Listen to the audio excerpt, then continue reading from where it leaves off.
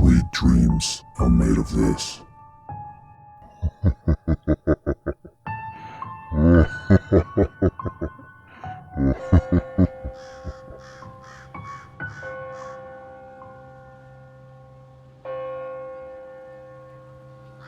I never told this story to anyone until now.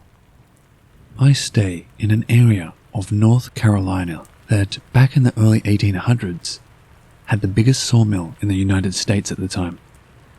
The town of Elizabethtown now sits on the grounds of that sawmill. To the north is Bladen Lake State Forest. There's a creek there called Turnbull Creek, named after the Indian chief that laid claim to the land there. My grandfather told me Chief Turnbull struck a deal with the sawmill and allowed them to cut the trees except in one area where many of their ancestors were laid to rest.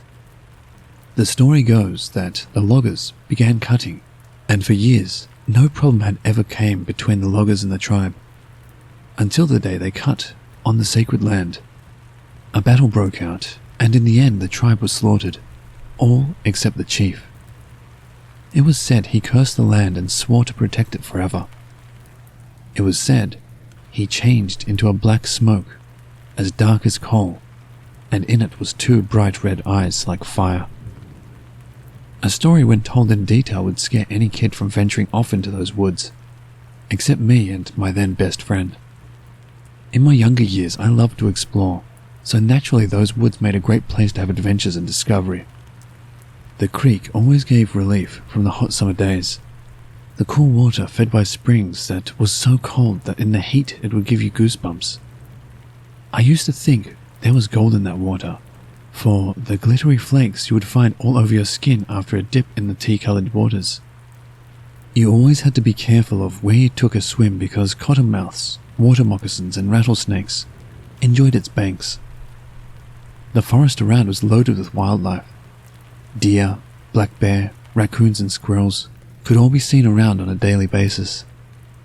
Sometimes, if you were lucky, you would find an arrowhead or a railroad spike from the old logging rail that went down the side of the creek. The old dirt road to the creek was a good hour walk from the neighborhood. I remember one spot on that road was always cold, even in the summer.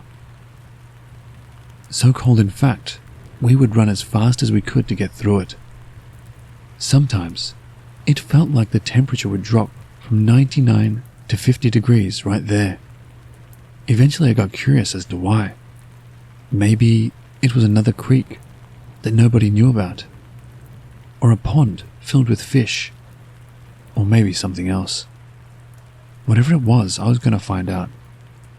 One June, me and my best friend set out to find out. My grandfather told us not to. He told me the story of Chief Turnbull.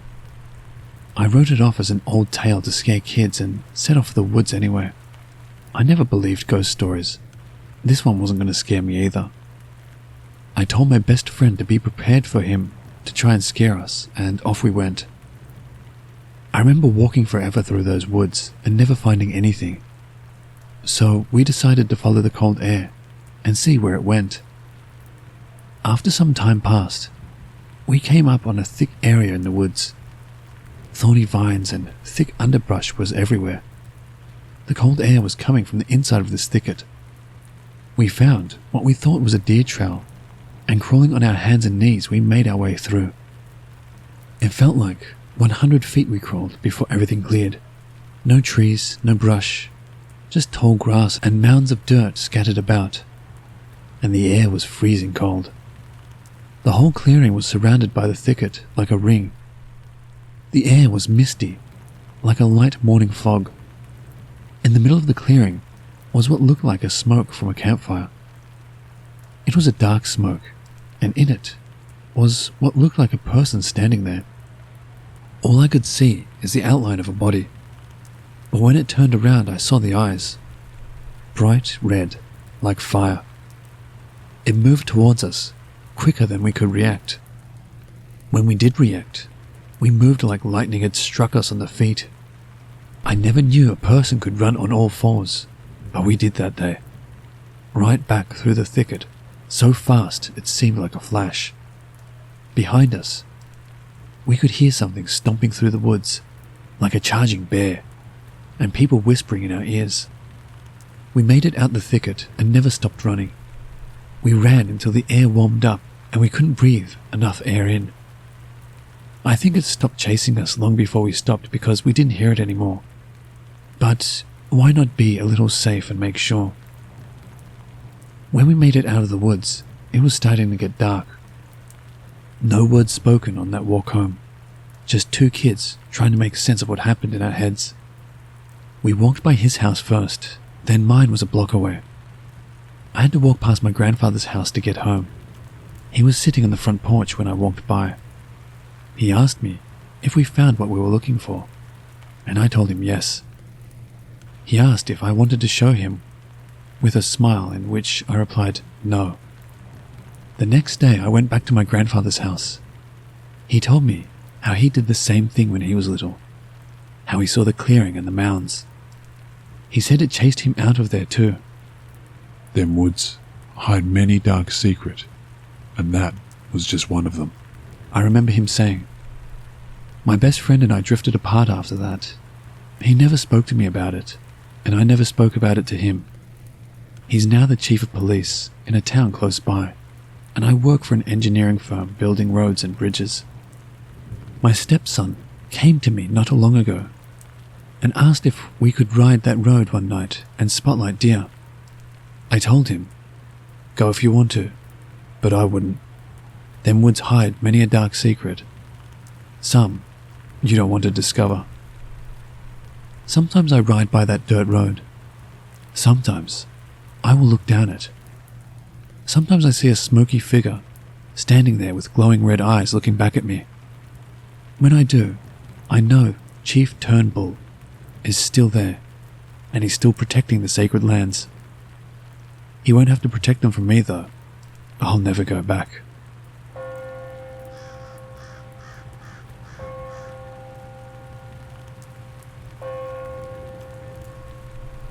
If you listen to my prior story, called The Red Eyes, you will recall my grandfather telling me them woods hide many dark secret. This is another one. It was also a story covered by Monster Quest a few years ago. So, if you want to watch what started it all, I recommend you go watch it first. I'm going to tell you a story told to me that happened only a few months ago. In the town of Bladenborough, just 8 miles southwest of Elizabethtown, where I stay, it was said a demon cat from hell used to stalk the woods, killing livestock and making the locals scared. Then suddenly, it disappeared. That's what they say anyway. We know it didn't. To this day, there's been reports of something that looks like an abnormally large mountain lion with blood-red eyes and fur as black as night. Its cries have been compared to that of a woman being torn apart and screaming for her life. Luckily, it only has a taste for goats and cows. Or, so we think anyway. I will tell you, there has been a few people that's gone missing. Some have been found, and to hear some of the police tell the story, the bodies were torn to shreds. It's not just located in Bladenborough like most think. It goes from Bladen Lakes State Forest to the Greens swamp area, which covers 3 counties and 1,225 square miles. A friend of mine was hunting one day down in the Greens swamp when it started getting dark. If you hunt this area, you know you got to be out of the woods before dark by law. So he climbed down from his tree stand and began the long walk through the swamp and underbrush to where he parked his truck. Now, my friend is a cornbread-fed southern boy and has the size to prove it, standing 6 feet 6 inches with a weight of 260 pounds of pure farm muscle. He isn't small by any standards. So he learned not to be scared of anything. He said what happened next made him never want to go in the swamp hunting again. Making his way through the brush, he said he began hearing something walking through the woods towards him. He stopped to listen for it and said it sounded like a large black bear, so he got his gun ready just in case. When he stopped, it stopped. When he walked, it walked. He said it made him nervous because whatever it was knew he was there and wasn't running off. He said he started making noise and even shot his gun in the air. It didn't leave. Instead, it let out a growl that he said you could feel as much as hear. All the way through the woods, it stayed just behind him, out of sight. When he came out of the woods, onto the dirt road, he said his truck was about 50 yards down from him. He decided it was a pretty good chance that whatever was following him was going to keep following or make a move on him there, so he took off running. It took off running too. He said it sounded like a bulldozer was crashing through the woods, and when it broke from the woods, it sounded like a horse running through loose dirt. He could hear the stomps of its feet and the growling in its breath. He didn't have to look back to know it was coming and catching up to him. He shot behind him, hoping it would scare it enough to stop a moment and give him a chance to make it to the truck. When he did, he said he must have hit it because it screamed, and for a moment he thought it was a person. That's when he finally turned around. He said it was jet black, as big as a 600-pound black bear, its tail as long as its body, and eyes that were glowing red. He hit it, and it was just standing there looking at him, as if to say, "Now you've done it." He bolted to the truck and jumped in. Just as he shut the door, he looked, and it was right there. He said it was so close its breath was fogging the window. By now, he said he was shaking bad, and it was everything he could do to get the key in the ignition and start the motor. He drives a Ford F350 four-wheel drive that was raised up so that there's a good 2 feet of clearance under the truck. He said this thing was on all 4 feet and looking eye to eye with him in his truck. The engine started and he took off like a bat out of hell. He said it chased him as hard as it could until he picked up speed, and then it stopped and watched him drive off. The next day, he and his dad went back with guns and looked around for tracks, blood, or even a dead body. He said there was no blood, even though he knows it was shot, and there was paw prints as big as his hands on the ground everywhere. Then they found a tree that 9 feet up had claw marks, 1 inch deep in the wood, spaced 4 inches apart from each other. They didn't venture into the woods, nor did they go too far from the truck. Both of them said they felt as though they were being watched, and didn't want to stick around to find out what it was. They got back in the truck, and that's when they heard it. A scream from the woods off in the distance. He said it was like a woman screaming bloody murder. It let him know it was there, waiting. Yep, there's many dark secrets in them woods. Charles Daniels even wrote about these woods in one of his songs. If you ever get adventurous and want to try your luck, come on down to Green Swamp, and when the sun goes down, get real quiet. You might hear that scream. I hope when you do, it's off in the distance and not close by. 'Cause if it is, well, it might just be the last sound you hear.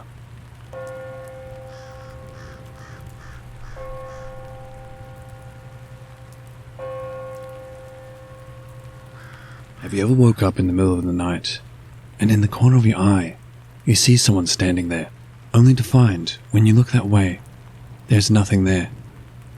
Chances are, there was. Here we call them people in the shadows. I was 15 the first time I saw them. In my bedroom I had this beautiful bay window that took up the whole wall. I had a view of the orchard, and just behind it at the edge of the yard was a fence that separated my yard from the state forest. For some reason, I began having issues with it though. At night I felt like I was being watched, and looking out the window you couldn't see anything but darkness. That feeling got stronger over time, so I began hanging blinds and thick curtains, so I felt a little safer. My stepdad decided to put a light outside where I could see at night through the window, and I felt a little better.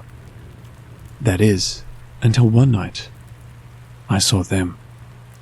It was a fall evening, and the only light you could see that was natural was the full moon overhead. The light my stepdad put up shined down on the pear trees, and I could see the edge of the yard pretty easily from my vantage point in my room. The silhouette of trees and bushes in the woods always seemed a little odd-shaped, but tonight they moved. At first I thought this isn't real, and found myself glued to the window watching. I could count 13 of them moving around. I could feel ice in my veins, like they knew I saw them. I watched almost like I wasn't able to move, like my life depended on me not even blinking or they would get me. They moved back and forth in the woods until one stepped through the fence. Yes, they walked straight through a solid object into my yard. They stood just at the edge of the light, looking back at me. They were just a black shadow, no definition of the body except the outline and the void inside of each. I couldn't tell if they were facing me or had their back to me. No eyes, no face, just a shadow standing there, like the shadow of yourself on a sunny day, but in the form of a body. I must have realized something because I quickly closed the blinds and pulled the curtains. In a panic, I don't know why I didn't go to my mum and stepdad and tell them. I just got in bed and pulled the covers over my head, wishing to wake up and they would be gone. My heart was beating so hard I could hear it, but somehow I fell asleep. I woke up sometime later and couldn't move. At the foot of my bed, I could see a figure standing there. Very short, maybe 3 or 4 feet tall. It was holding my foot. To the side of the bed stood a very tall figure, hunched over in a room with an 8-foot ceiling. It placed a hand on my chest and spoke in a whisper. To this day, I don't know what it said. Not that I could understand the language it spoke, but also because it spoke in a whisper so low I couldn't hear it. The shorter figure climbed up on my bed and scurried up, crawling to my chest, like it was mad. Just as it grabbed me, they disappeared. The next morning I woke up and my chest was hurting. I told my mum about it, and to my astonishment she wrote it off like I had a nightmare. When I looked in the mirror, you could see a handprint on my chest, in a light red outline. A very large outline. This happened just about every full moon until I moved away. After that first time, my chest didn't hurt, and there was never any marks on me again. I thought maybe if I tried to communicate with them, I could find out what they wanted, but every time I couldn't move, couldn't talk. Come to think of it, I don't think I was even breathing. Maybe it was just a bad dream, a nightmare that stopped the day I moved away. Sometime later, both my mum and stepdad had passed away and I had a marriage that fell apart, so I moved back into that house with my kids. My daughter got my old room, and after the first night, we put more blinds and curtains up. I hung sage and put salt down by the window, and she slept like a baby after that. She asked me why I put the salt and sage out, and I told her to keep the shadow people away. She looked at me in horror and started crying. Then she whispered to me, "So, you see them too?" I thought I was just having a nightmare. They came out of those woods, and I'm sure they are still there waiting. What they want or what they did to me, I don't know. I wish I did. I wish whatever it is, I could find it and give it to them, so maybe they will go away. The pear trees over time died over there. Nothing seems to grow but the grass. The fence is still standing and for some reason it's rusty and brittle.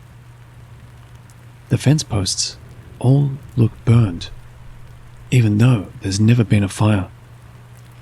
We don't mess around on that side of the yard. All of us kind of feel uneasy about being there, so we let it be as much as possible. I can't say they're trying to do us harm, but I just feel uneasy, like something deep down inside me knows to be scared of them. Them woods have many a dark secret.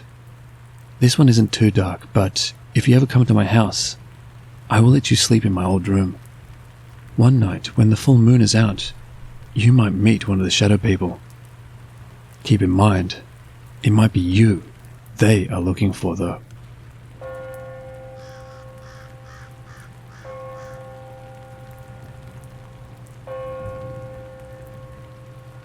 Around here on a calm day, you might hear the guns from Fort Bragg going off. So most of us are used to hearing and feeling a bang every now and then. Sometimes though, we get an explosion that hits, and when it does, the windows will rattle and you are confronted with the thought that the end of the world just started. But when you run outside, there is nothing. No smoke, no fire, just calm. That's when you know you have been introduced to what we call the Seneca guns. It gets its name from the same sound heard around Lake Seneca, but they've been heard all around the world and has many different names. Some say it's just the military testing missiles in high atmosphere explosions, or a sonic boom from a fighter jet. Some even say it's a meteor exploding in the atmosphere. Whatever it is, it's been heard long before the settlers came here.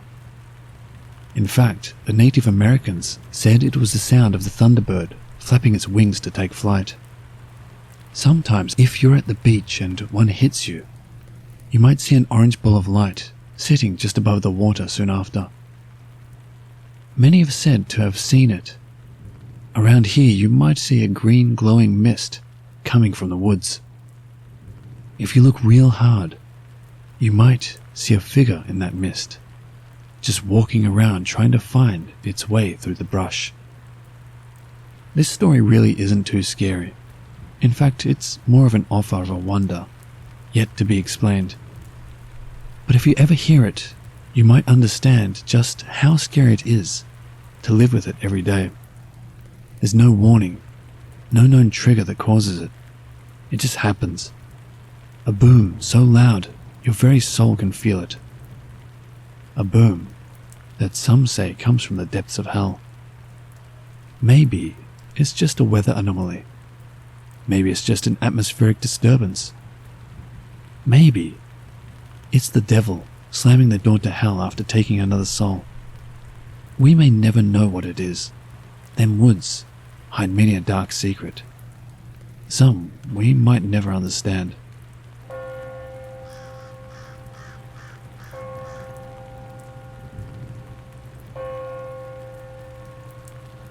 This is a very true story.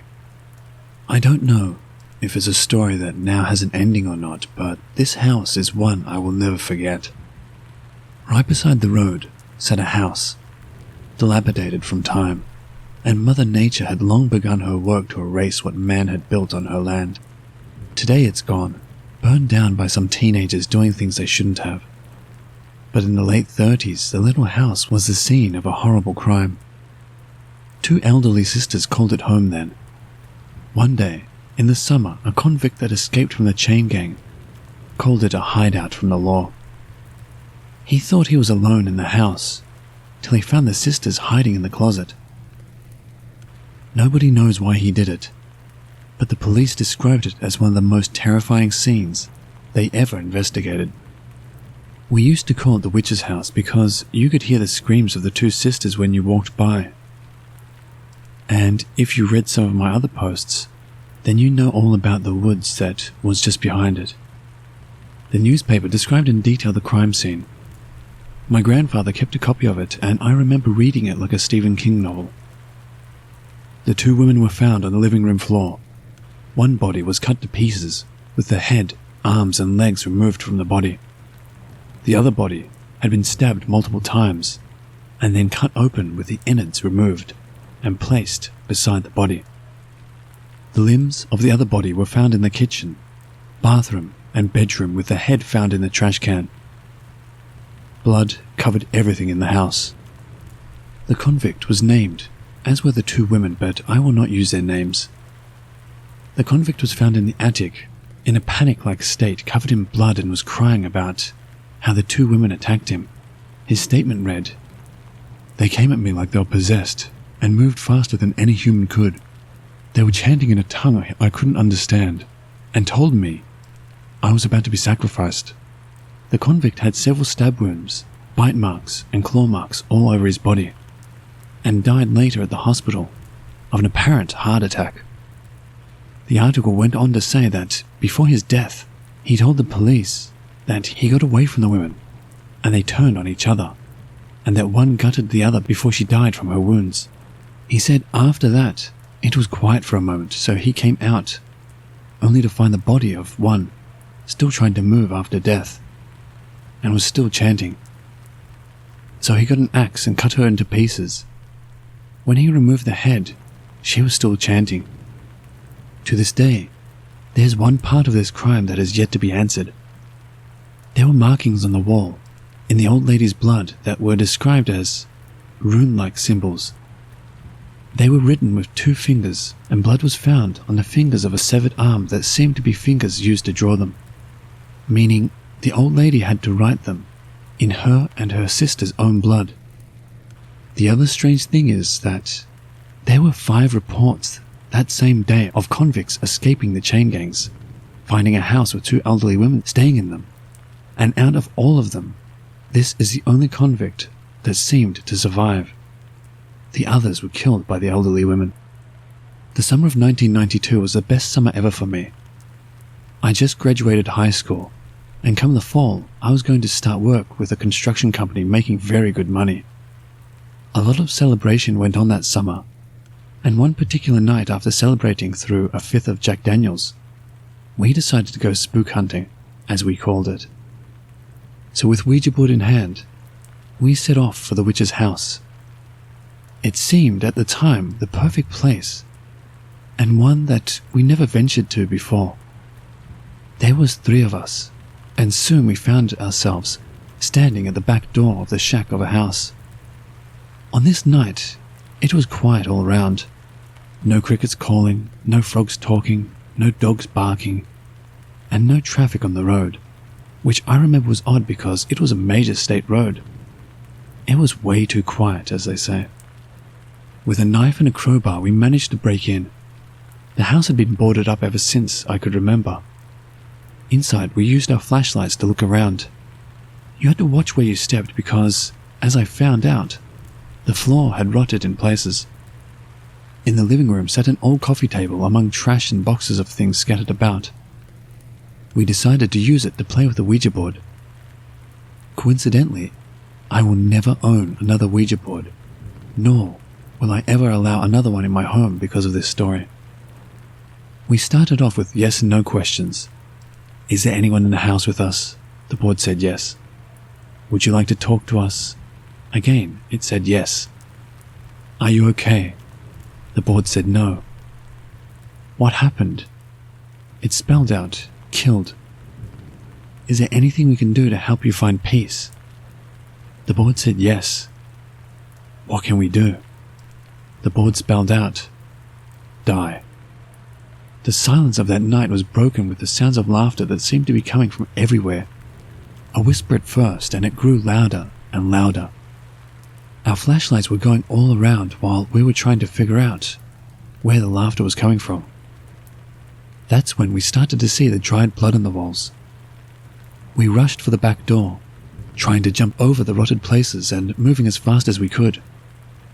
When we got outside, we were faced with an orb floating just in front of us, moving as if to force us back inside. We scrambled and fell over each other trying to get away. We left so fast, we forgot the Ouija board, which was fine by me at the time. The orb chased us to the edge of the road, then vanished.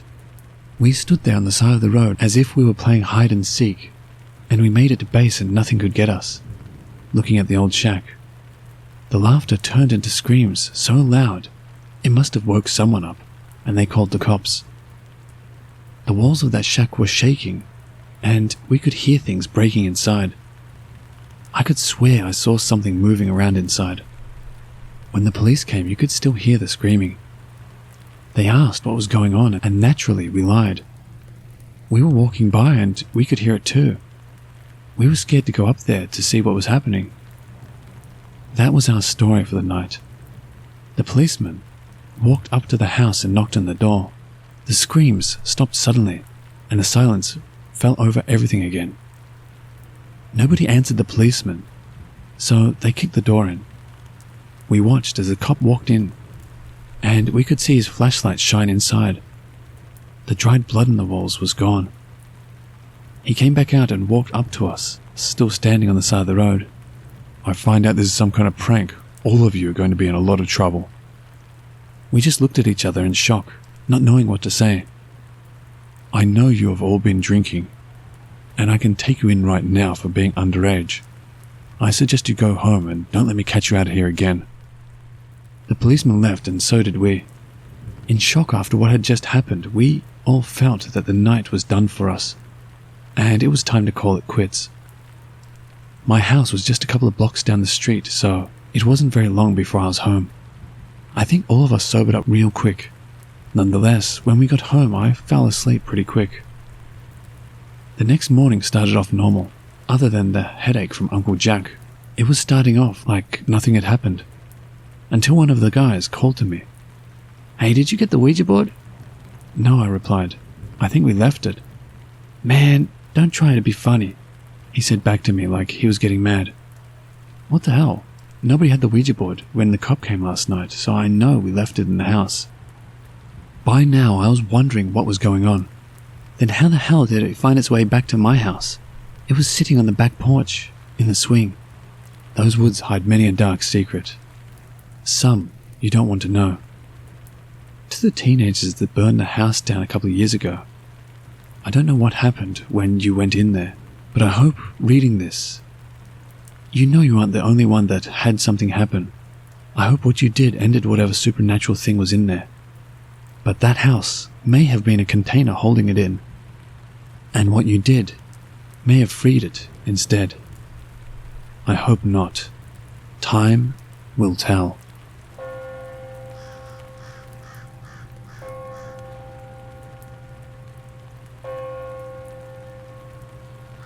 This happened about 5 months ago. At this point, I was temporarily crashing on my mother's couch until I could find financial stability. It was like any other night. I was passed out on the couch with the TV still on. I liked the noise. And my sister was still awake, doing what a night owl does. She told me she went down to the kitchen to poke around the cabinets and fridge to see what to snack on. When she peered over to where I was sleeping on the couch, she said she saw a tall, solid black figure standing over me. She said she was frozen, just staring at this black mass that reached to the heights of the ceiling. My mother's always had severe health issues that have only worsened over the years. This particular night, her heart rate was elevated as well as her blood pressure. She was pale, sluggish, and unable to hold any food down. In the middle of the night, around 3 a.m., her boyfriend insisted she needed to go to the hospital now, rather than wait until later in the morning. When she got there, she was checked in right away due to the concern for her current state. After the doctors ran tests and did what they could do to stabilize her, they said she was lucky that she came in when she did. If she had come in at around 9 or 10 a.m., she likely would have died. Initially, my sister thought that the dark figure standing over my sleeping form was intended for me, but it was for my mother. The spot where the figure stood in the living room is directly underneath where my mother sleeps. This showed up just hours before she would have died. My sister saw death. Some people say that if you see death, you could potentially be in line to take that job in your afterlife. My sister is more than ecstatic to be in line to play that role.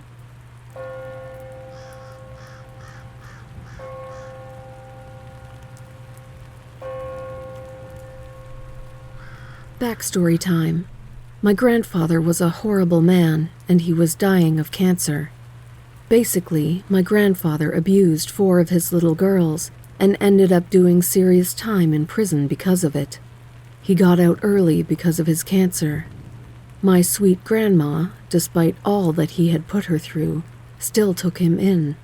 The rest of the family were very supportive of him during his final days because he was family, and they are very kind-hearted people.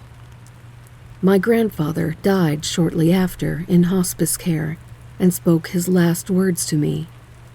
Because I was 6, I had not yet learned of my grandfather's sins. I really looked up to him at this time, and all my cousins still tell me I was his favorite. After he passed, all the families went home to their houses. Mind you, none of us lived in the same cities. I will never forget that night. We had all just gotten home, and we were very sad. I went into my room and shut the door. As I was getting ready for bed, I heard a faint knock on my window. I peeked through the blinds and saw the Grim Reaper holding my grandfather's spirit by the back of the collar. I couldn't actually see my grandfather in physical form, but I just knew that's how he was being held. The Reaper looked exactly how you would imagine. His dark hood covered his face, leaving nothing but the glare of his dark reflective eyes peering out into my room. I also saw his Reaper hook, which looped over my grandfather's spirit. Mind you, I only looked out my window for maybe 3 seconds before screaming. The moment I screamed, all lights in my house flickered. I left my room, and my sister and parents met me in the hall. My mom's phone immediately started blowing up with her siblings asking if the lights in our house had just flickered too. Apparently, all 6 of my aunts and uncles had the lights flicker in their houses the moment I screamed. None of them had a physical experience like mine, though. I told my dad that Grandpa and a bad man were outside my window. He frantically searched outside, but saw no trace of anyone standing outside my window. I think about this experience a lot, especially after having a similar encounter after trying to communicate with my grandpa via Ouija board. That was before I found out what kind of person he really was, but that's a whole different story. I believe I was visited for a few different reasons. I've always been in tune with otherworldly beings. My grandpa's last words were to me, I was his favorite because I was a 6-year-old girl. Apparently that is the age he would molest his girls.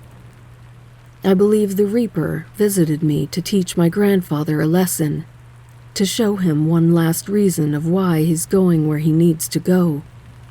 I do wonder why he wanted me to see them, though. Obviously, that was a pretty traumatic experience to leave a 6-year-old with. If anyone else has seen the Grim Reaper, please share. All of my friends look at me like I'm crazy when I share this with them. Thanks for reading.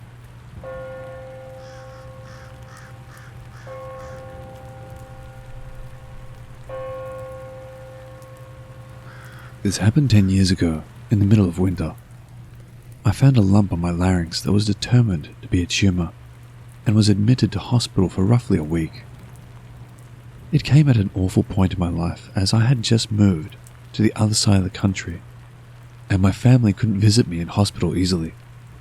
Thankfully, I had the support of my girlfriend at the time, but this story has nothing to do with her. In the hospital, I shared a room with 2 other people. My bed was in the corner of the room. It seemed as if this room was used in the past for tuberculosis patients. There were toilets and baths there. Let me just explain a few things which will help the story flow. As you go through the entrance to the room, the first bed on the right-hand side belonged to a watermelon farmer. I will call him Mr. Watermelon in this story. On the other side of the room was a guy who snored all the time. He would be known as Mr. Snore. Mr. Snore had a window next to his bed, and I was opposite him. Mr. Watermelon's wife would occasionally bring watermelon to her husband when she visited, and he would share some with me. I never tasted fruit that good. Mr. Snore was annoying because he would just sleep all day, so we had to deal with him snoring. It was my 5th night in hospital when this happened. As usual, Mr. Snore was making his usual noise, making it very difficult for me to sleep. This guy used to sleep from lunchtime right through to the morning. I don't know how he did it. I just couldn't get to sleep that night. Then, suddenly the door to our ward slowly creaked open. It was at the end of the hall. I wondered at the time if this was some sort of night patrol. The strange thing was that the footfall didn't sound like the footsteps of the nurses I had gotten used to. I felt a sense of discomfort. I tried to place the sound by shutting my eyes and trying to focus on it. I guessed that whoever had entered the ward had leather shoes on. They sounded as if they were walking very slowly too. Was this a doctor? I sensed that whoever it was had now entered the room. I looked through the gap in the curtains, expecting to see a hospital employee, but I saw something different. Stood beside Mr. Watermelon's bed was a man leaning over him, face to face while he slept. He loomed over him and glared at him. He was unmoving, frozen like a statue. I couldn't believe what I was seeing. It was as if he was studying the sleeping watermelon farmer with such scrutiny. He looked to be a middle-aged man, not too different from the everyday office worker you might pass on the street. He was wearing a black suit, white shirt, black tie and black slacks. He looked so ordinary that you might even have sat opposite him on a train journey. He might have sat behind you in the cinema. He might have been in line with you at the convenience store. He was just ordinary. But in this context, things were far from ordinary. His skin was very pale, bone white. Just as I was thinking about that, the man in the suit stood up and slowly walked towards Mr. Snore. He loomed over him, just like he did over Mr. Watermelon. He was inches away from his face. This time I could see the expression on Mr. Snore's face, since he was in the bed opposite me. It looked as if he was having a terrible nightmare. It's hard to describe the changes in the expression on his face. I'll never forget it. Then a chilling thought came to me. Once he got through with the snorer, he might come to my bed next. I started to panic. I reverted back to childhood and I buried my head beneath my covers and screwed my eyes as tightly shut as I could. I cannot explain the fear that washed over me when I saw him pace across the room. It was like some ancient fear I felt deep down in my bones. I know I should have screamed or done something, but it was as if some sort of apex predator was in the room with me. I just wanted to hide from it. I can still hear his shoes shuffling across the room in my mind. He was coming towards me. His footsteps stopped at the side of my bed. He was right beside my head. Even though my eyes were shut, I knew exactly where he was and what he was doing. It was like I was awake in some unrelenting nightmare. His glare felt hot. I saw him through closed eyes. I saw him move his neck from side to side and back and forth. I can't explain how I knew he was doing that, but I knew he was. I don't know how long this carried on for, but there was a point when my hands ached from holding the covers over my head so tightly. Just when I thought of giving in and letting go of them, I heard those eerie footsteps shuffle away. I felt safe enough to peep out and look at the room again, praying that it was just some sort of dream. I was wrong though. The man in the black suit was back at the bedside of Mr. Snore, and this time his gaze was running up and down Mr. Snore's entire body. I watched in silent horror. Then, all of a sudden, the man in the suit turned and left. I watched him leave the room, but I didn't hear his footsteps go back up the hall. It was very unsettling. When the morning came, Mr. Snore had passed away. I think I saw the Grim Reaper that night. He didn't come with a cloak or a scythe. No. He came dressed as the everyday man. It just reminds me of that old saying, the devil's greatest trick was convincing the world he didn't exist. Perhaps that's the same for the Grim Reaper. Be wary of the man in the black suit, I guess.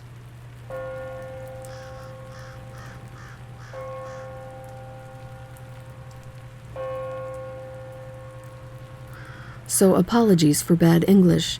I'm not a native speaker. So this happened a few years ago, and I still couldn't explain it. I have my fair share with the supernatural, but this one takes the cake. I'm a college student who is living alone in my small apartment. One night, I was woken up by a sound, and I looked to the side of the bed, and there is this figure watching me. If I have to describe what it looks like a silhouette of a hooded man. It's not black, but rather there's an absence of color, of where its body should be, if that makes any sense. Like light just curves around it. But then it talks. But what's more scary than its deep voice is that it talks in Arabic. I'm from Asia and only know a few words in Arabic, such as thank you and how are you. But despite that, I understand what it is saying. I remember thinking to myself, how can I understand a language that I don't speak very clearly? What it was essentially saying was there was someone who wants to meet me, and from behind the figure emerged a 20-something woman wearing a flower-patterned dress. She looked at me and smiled with the most sincere smile that I have ever seen. She talked to me, this time using my mother tongue, and told me to take care of my mother and my family, and basically giving me advice to be good. All the while, this hooded figure was just standing behind her. After she said her piece, she walked towards the figure, turned her back on me, and faded away. Then, the figure was about to do the same. It turned its back, but before it faded, it laughed with this huge bassy voice and said, in Arabic, which I still can't understand, "Don't do anything stupid." And then it faded away too. After the encounter, I guess I passed out, because the next thing I knew was that I woke up, and it's already morning. My mom called me, letting me know that my great-aunt had passed away. At her funeral, I saw a photograph of her when she was still young, and you guessed it, she was wearing a flower-patterned dress in the picture. I know this sounds like a fake story, and I sound like a crazy person, but trust me, this story is real. I never tell anyone because I'm afraid they wouldn't believe me, but I thought you would appreciate my experience, and I also would like to know if something similar has ever happened to anyone else. Surely I am not the only one, right?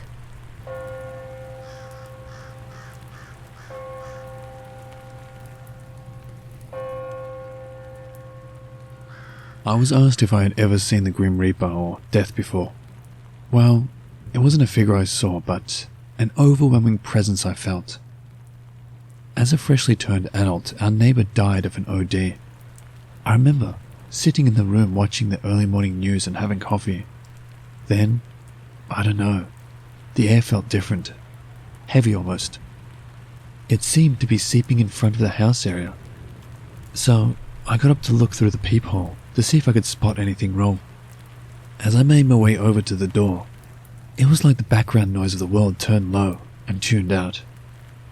Like a muffled mute, if you will. At the same time, though, whatever noises I could hear through the door seemed to heighten and come in with clear focus, like I was meant to take in the moment. I sat there, quietly watching the scene unfold before me. I saw my neighbor looking unwell and talking on the phone.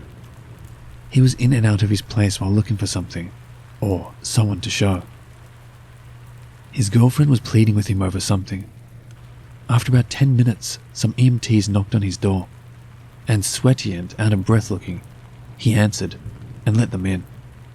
They closed the door.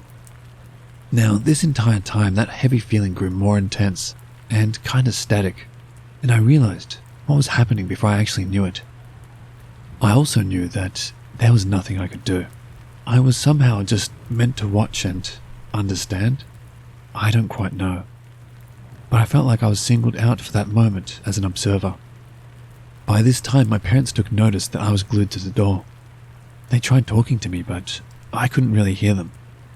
I just replied in a hushed tone that something was wrong next door, and the paramedics were there. Then I could hear the static and messages on their radios through the closed door across the way, asking for help from more units. The presence was incredible by that point. Everything felt cold, like a brisk fog. Everything was perfectly clear. It wrapped around me, gluing me to the spot, and a sense of suspense grew. A few seconds later, the door opened and there was my neighbor, lying on his living room floor, as one of the paramedics rushed outside to meet with the others, and another one stood pacing the entry. They were scattered and all over the place, yet I could clearly hear important parts of their conversations, like how the girlfriend locked herself in the bathroom, his current condition, suspected drug use, needing assistance from the police, fear of possible evidence loss, difficulty of lifting him with the transportation, and so on. While that happened and more people came in, the air started to feel like it was slowly swirling around my neighbor's area, and the presence lightened a bit with the new activity. It still held me glued to the spot, wrapped in a cold fog sort of tingly feeling. More people rushed in and out, and I could hear them talking about the losing battle. Then suddenly, the weight in the air lifted. Just a few seconds after that, someone rushed in with a defibrillator, and they quickly started to set up. At that moment, I said out loud, "He's already dead." My parents stopped whatever they were doing and tried asking what was going on. I told them, "The neighbor, he's dead. He died of an overdose. He's laying on his living room floor. They're trying to work on him, but I can feel he's already dead. But death hasn't left with him yet. It's still near." That effectively freaked my parents out, but I wasn't paying much attention to them. I continued to watch and listen as the scene unfolded.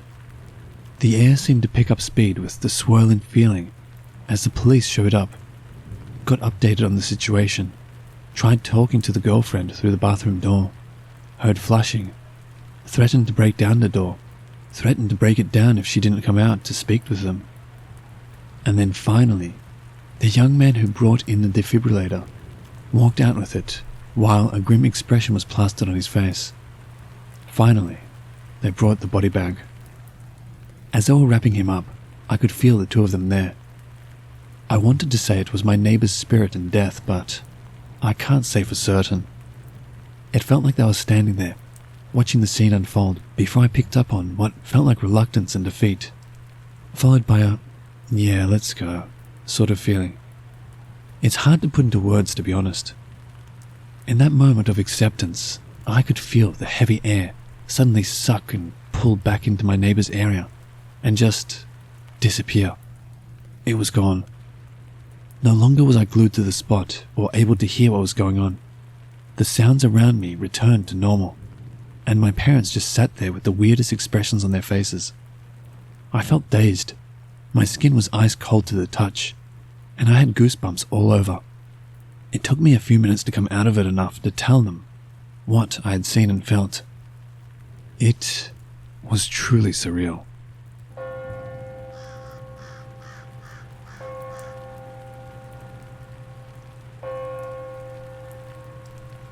So, my father died last year.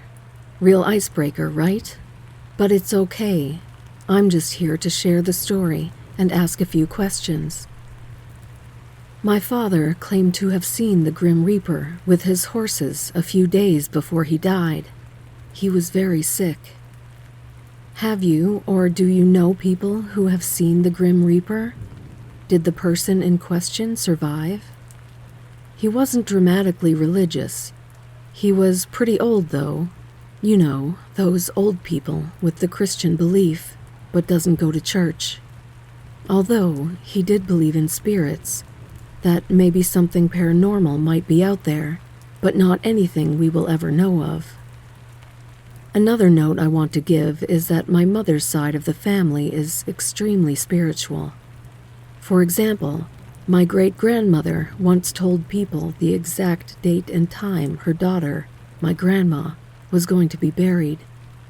When she did get buried, years after my great-grandmother had passed, the date and time was right. Also, my mother feels pain in her shoulder when there is about to be a storm.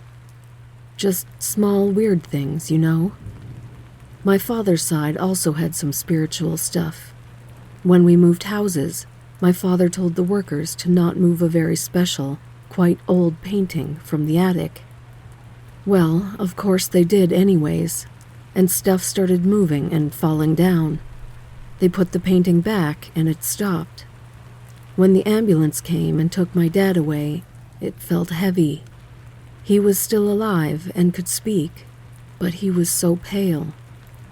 It has been many times the ambulance had to come get him over the years, and I was used to it. Most of the time it was because he was quite drunk. Sometimes I even laughed about it because it was just so stupid.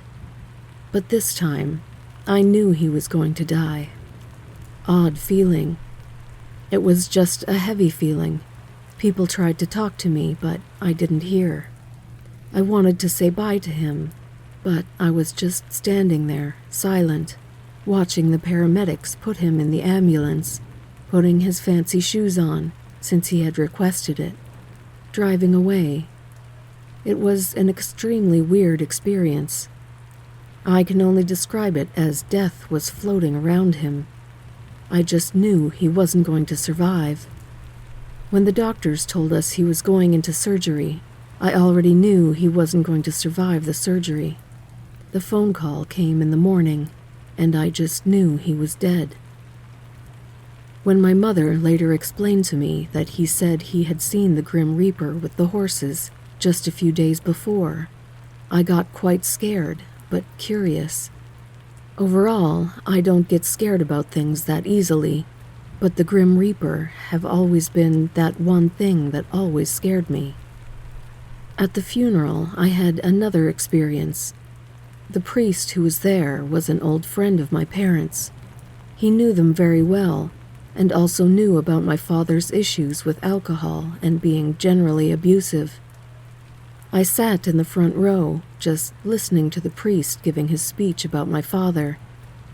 He said that my father had issues, but that he really loved me and my mom.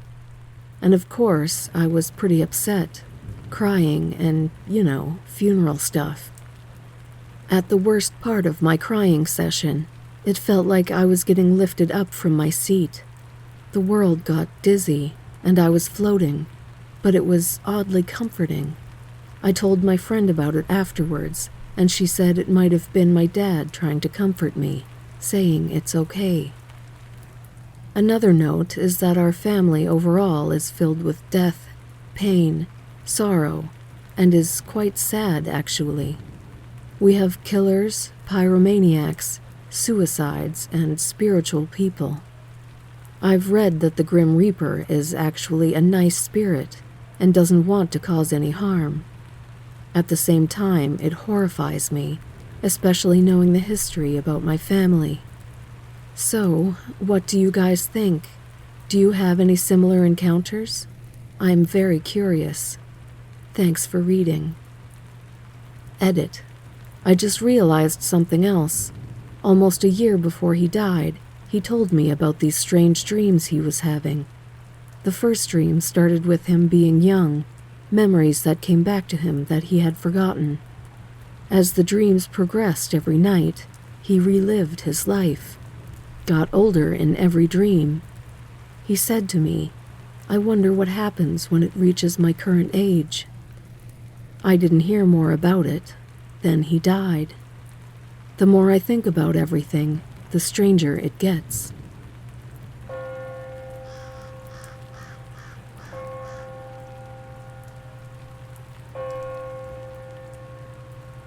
I was a CNA working third shift at an end-of-life senior care facility in Upper Michigan, near Lake Huron. The hours were usually quiet as everybody was in bed or heading there, and meals were over. The overnight job entailed lots of cleaning, mopping, dusting, and prepping for breakfast at 8 a.m., as well as answering night calls or being on death watch every 15 minutes.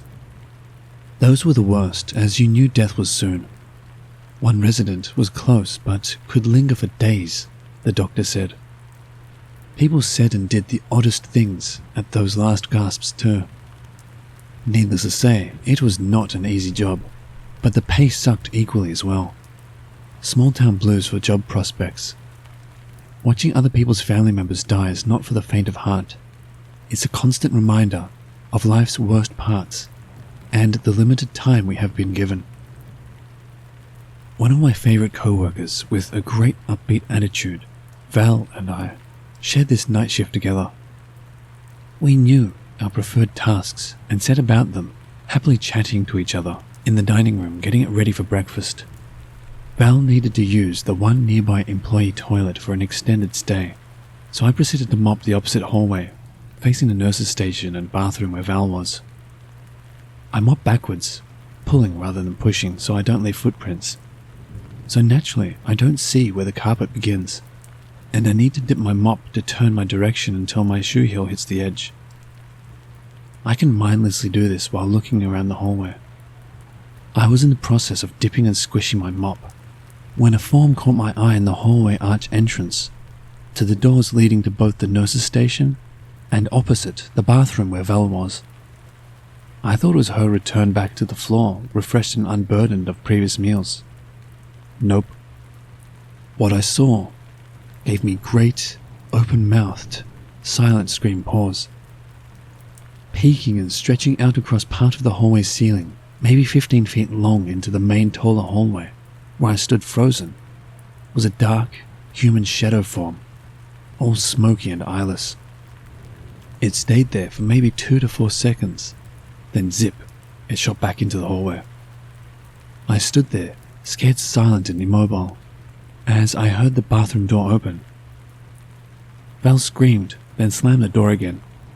I heard her call my name through the closed door, and slowly crept to the hallway to see nothing there but the doors to the nurse's station, the bathroom, and now the break room across from the utility closet where the cleaning supplies lived.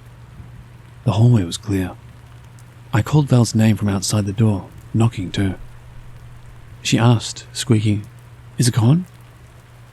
I responded quietly, "Yes." "What did you see? Because I saw something. Get out here now. Don't leave me alone with that." Val came out and grabbed me in a hug so hard I knew she was scared. Val shook, saying that when she opened the bathroom door, she should have seen the nurse's station open door and part of the hallway wall. But what she saw blocked the door and most of the wall. It was huge, filled the wall, and was smoke black. She didn't see a top or face shape to it, but it blocked her exit like a smoky haze, right against the door leaking in, so she slammed the door fast and screamed my name. We worked side by side the rest of our shift, never leaving each other's sight until it was time to leave. The morning shift supervisor wondered why we both clocked out, then bolted in a huge hurry that day. Val told her about it later in a text message, saying she was taking a day off. Not sure if it was a Reaper we saw, but right after we clocked out, a resident died, 5 minutes later.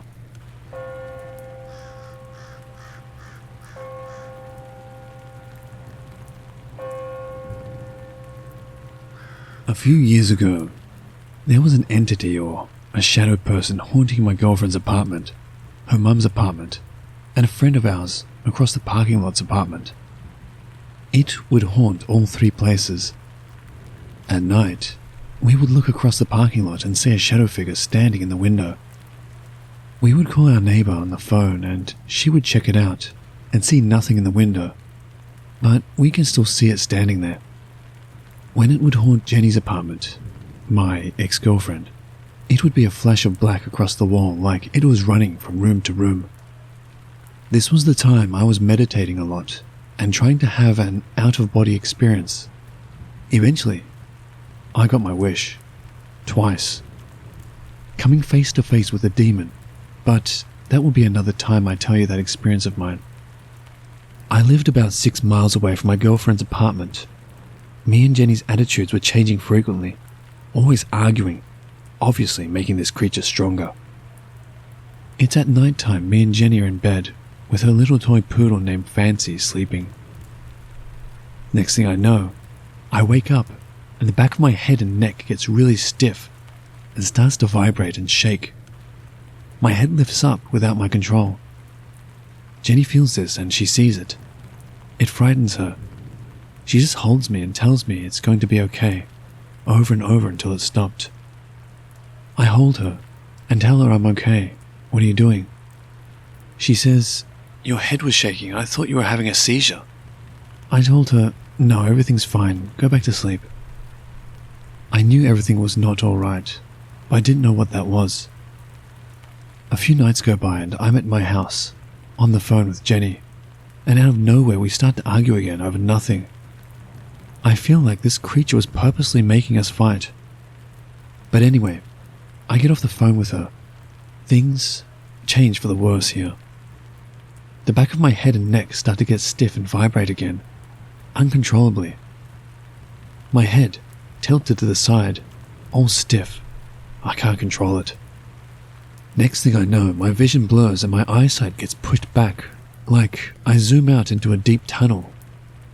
I see this black mist coming towards me.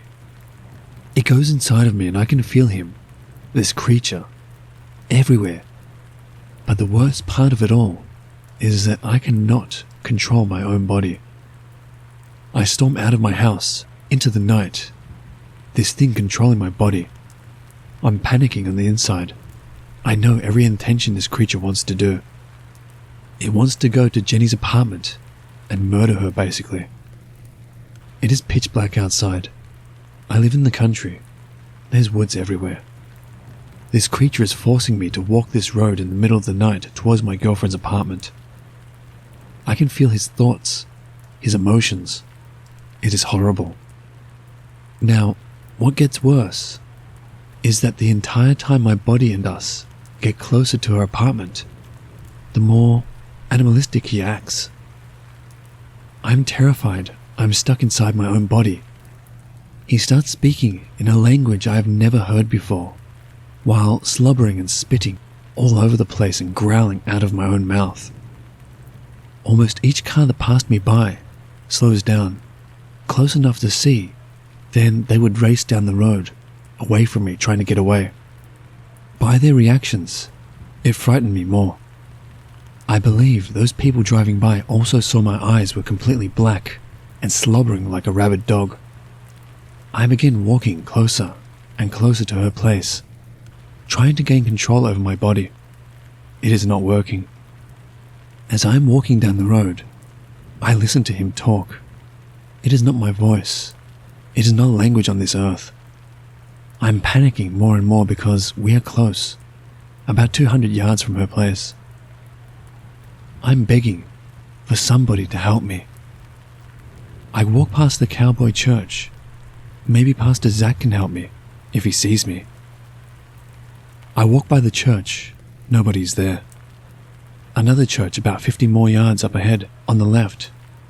People are there. It is open. I could hear them congregating and worshipping Jesus Christ. I know miracles in Jesus do exist, because the second I walk past the parking lot of that second church, I can feel this creature get ripped out of me. It takes all the air out of my lungs. I fall to the ground on my knees, gasping for air. I vomit. After I collect myself, I look around. I look ahead, and I realize I was about 80 yards from Jenny's apartment. I start to cry, bawling my eyes out, almost puking again. I can't believe what almost happened. I can't believe I was possessed. I turn around and run the whole 6 miles back to my house, crying. This is a true story and it haunts me to this day. I've never told Jenny, and I think I never will. Let me know what you think.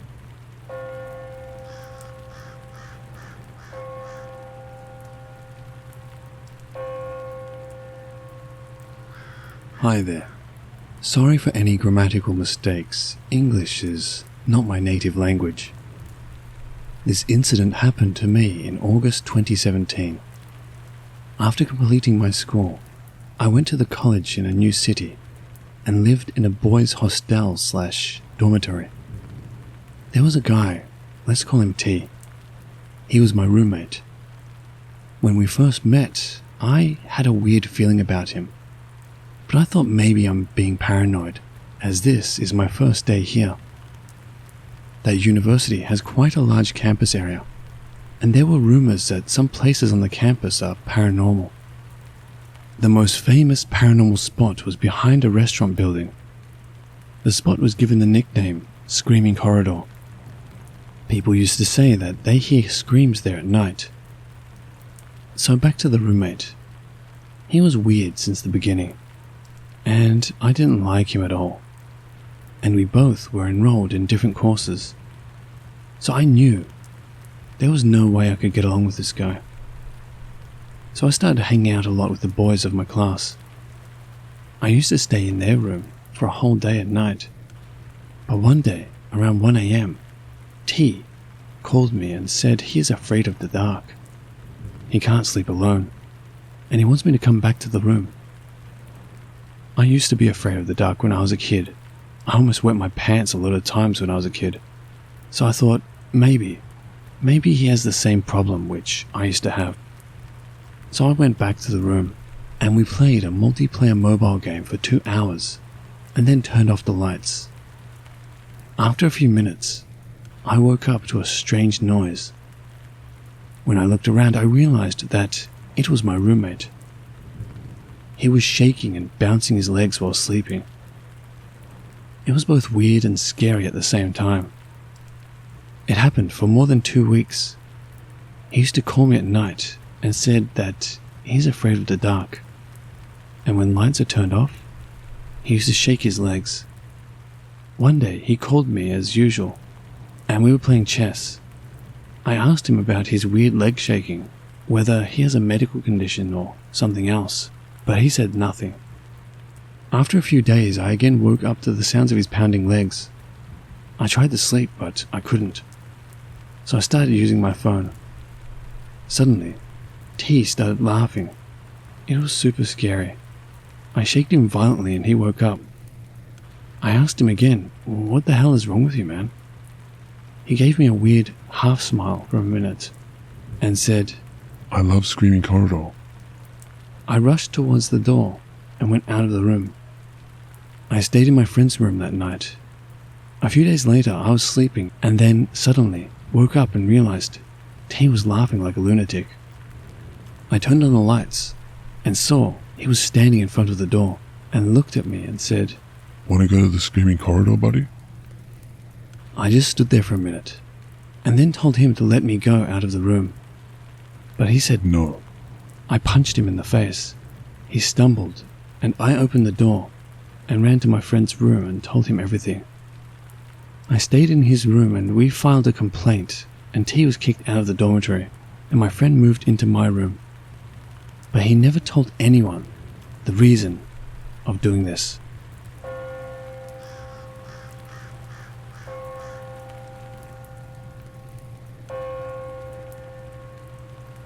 About 20 years ago, my family and I lived in the most awful house I've ever come across. I'll probably post more stories about it, but this one was by far the most terrifying. My brother, 2 at the time, was very premature and delayed in general development. At that age, he was walking but not well, and couldn't really talk well. He was also tiny and couldn't reach anything higher than maybe 3 feet off the ground. All of the bedrooms were at the end of a long hallway, in a kind of U shape. 2 brothers shared to the left. I was directly at the end. Parents to the right, and then baby brother and sister shared a room just before the parents' room, also on the right. So, other than the baby's room, our doors were basically next to each other. One night, at around 2 a.m., we wake up to someone shuffling down the hallway, because all haunted houses are also creepy, of course. And baby brother is just standing in her parents' doorway. Mum asks, "Harry, is that you?" And he takes a few steps into the room.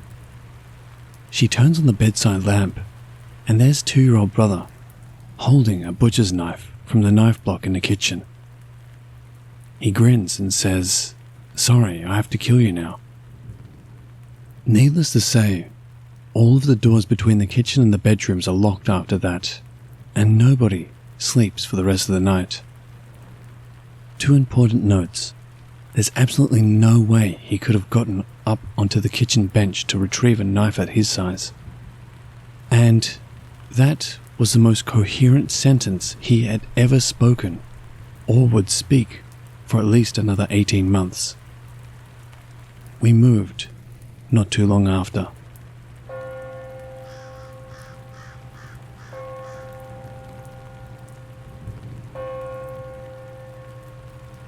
I'll start off with explaining my family and living situation.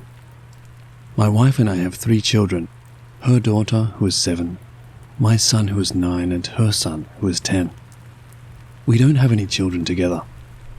My wife and I share a bedroom. Her daughter has her own room, and our boys share a room with a bunk bed. Her son sleeps on the bottom bunk and my son sleeps on the top bunk. All 3 of them are with us full time and visit their other parents every other weekend. My son has always had some behavioral issues that stemmed from us living with my parents for some time, and the things they allowed him to get away with when they were watching him. I feel as if I'm also to blame for some of his issues because I'm not a super loving, affectionate person, and I believe that every child needs that from their parents. When my wife and I first started dating, my son got along great with her 2 children, aside from some jealousy or selfishness traits that come from being an only child. But as the relationship progressed, the 2 boys started butting heads a bit more. For the first few weeks, my son has been calling my stepson an idiot multiple times a day. He gets in trouble for doing this, and when asked why he chose to call names, he says he doesn't know and tears up like he's confused. He's also been staring/glaring at my wife with a blank expression that makes her feel extremely uncomfortable, and he's also lunged at her a few times in a threatening manner. My son has never done these things before, and it just seems like it started to happen out of nowhere. We have him in counseling and are working to resolve these issues. Before I get into explaining the events that we experienced last night, I want to explain the one previous experience we had in our bedroom. My wife and I were laying in bed one night. I was asleep and she was awake. She started nudging me, which woke me up, and told me that she was seeing a shadow figure in the corner of our bedroom.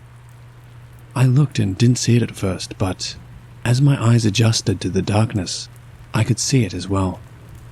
It was a dark, translucent figure that stood maybe 5.5 to 6 feet tall, and it was just standing in the corner of our bedroom. We stared at it for maybe 2 or 3 minutes, and it started to fade away until it disappeared completely. Neither of us felt threatened or unsafe, but we were definitely creeped out. That was about 2 years ago, and we haven't had anything else happen until last night. Fast forward to last night. We were playing a video game online, Call of Duty, with my sister, her boyfriend, and a couple of their friends. It was around 7:30 and I started to feel dizzy and nauseous, so I told her I was going to head to bed. She woke me up around 9:30 to smoke a cigarette with her, but I started to feel dizzy and nauseous again, so I headed back to bed. I laid there for a while, unable to sleep, and started to get cold chills and goosebumps and had an uneasy feeling. My wife came to bed around 11 and fell asleep pretty quickly, but I was still unable to sleep. I laid in bed for what I assume was about half an hour and started to hear thumping and tapping around the house. Some noises were in our bedroom. Some sounded like they came from the kitchen, some from the kids' bedrooms. I then heard what sounded like one of our kids walk down the hallway and into the hallway bathroom and slam the door. I thought that was odd because none of our kids slam doors, and they usually don't wake up in the middle of the night to use the bathroom. I started to hear light talking, whispering almost, and then I heard a female voice say, "My name, do you want to go do that thing?" I thought it was my wife asking me to go smoke, so I attempted to roll over and ask her why, but I was unable to move or talk. I started to think I was experiencing sleep paralysis, which I've never had before, but I knew that I was definitely awake. I thought about some things I've read on Reddit and other places online about commanding spirits and entities to leave my home, leave me alone, etc. I was finally able to say, "Leave me alone," and when I did, I saw a flash of light in our bedroom window and saw something drop from about shoulder height onto the floor, which made a loud thump sound. It reminded me of someone dropping a cell phone or TV remote. I started to freak out, but was finally able to move, so I shook my wife's arm and woke her up. I had her turn on her phone light, and nothing was there. I got up and turned on our bedroom light and started looking for whatever was dropped, and once again, nothing was there. I explained what happened to my wife, and she was obviously scared at this point. We laid in bed for a few minutes and started to hear thumping noises coming from the boys' room, where all three of our children were sleeping. So I got up, turned their light on and checked on them, but they were all asleep. I laid back in bed, and a few minutes later we heard something fall in the boys' bedroom again. I got up, turned the light back on and saw that a book had fallen off the top bunk onto the floor. But the book was open, face down on the floor. Think of it as an A, with the spine facing up, and the 4 pages of the book touching the floor. The books were about 2 inches away from his feet, at the foot of his bed, so I didn't think he would have been able to knock either of them off. Her 2 children woke up when I was about to leave the room, and followed me to our bedroom, so we let them sleep on the floor. I must have fallen back asleep, but a few minutes later I awoke to my wife hyperventilating, and she said that she had looked to the same corner of our room and saw the figure again, but this time it was standing over her 2 children in the middle of the room. I looked, but I couldn't see it, and she said it had vanished again. We heard a few more thumps and thuds throughout the night, but nothing else happened that I would consider extreme. My wife seems to think something may have attached to or possessed my son, taking his behavior into account. And I'm scared for the safety of my son and my family in general. Our neighbor is the pastor of our local church. I'm going to speak with him after work tonight to see if he is willing to come bless our house and see what his thoughts are. But at this time, we are scared to go back to our home because of what happened last night.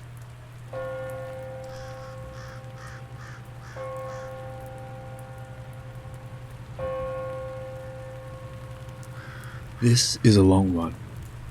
I've had some strange, scary, inexplicable things happen to me in my childhood, but this event will forever haunt my existence.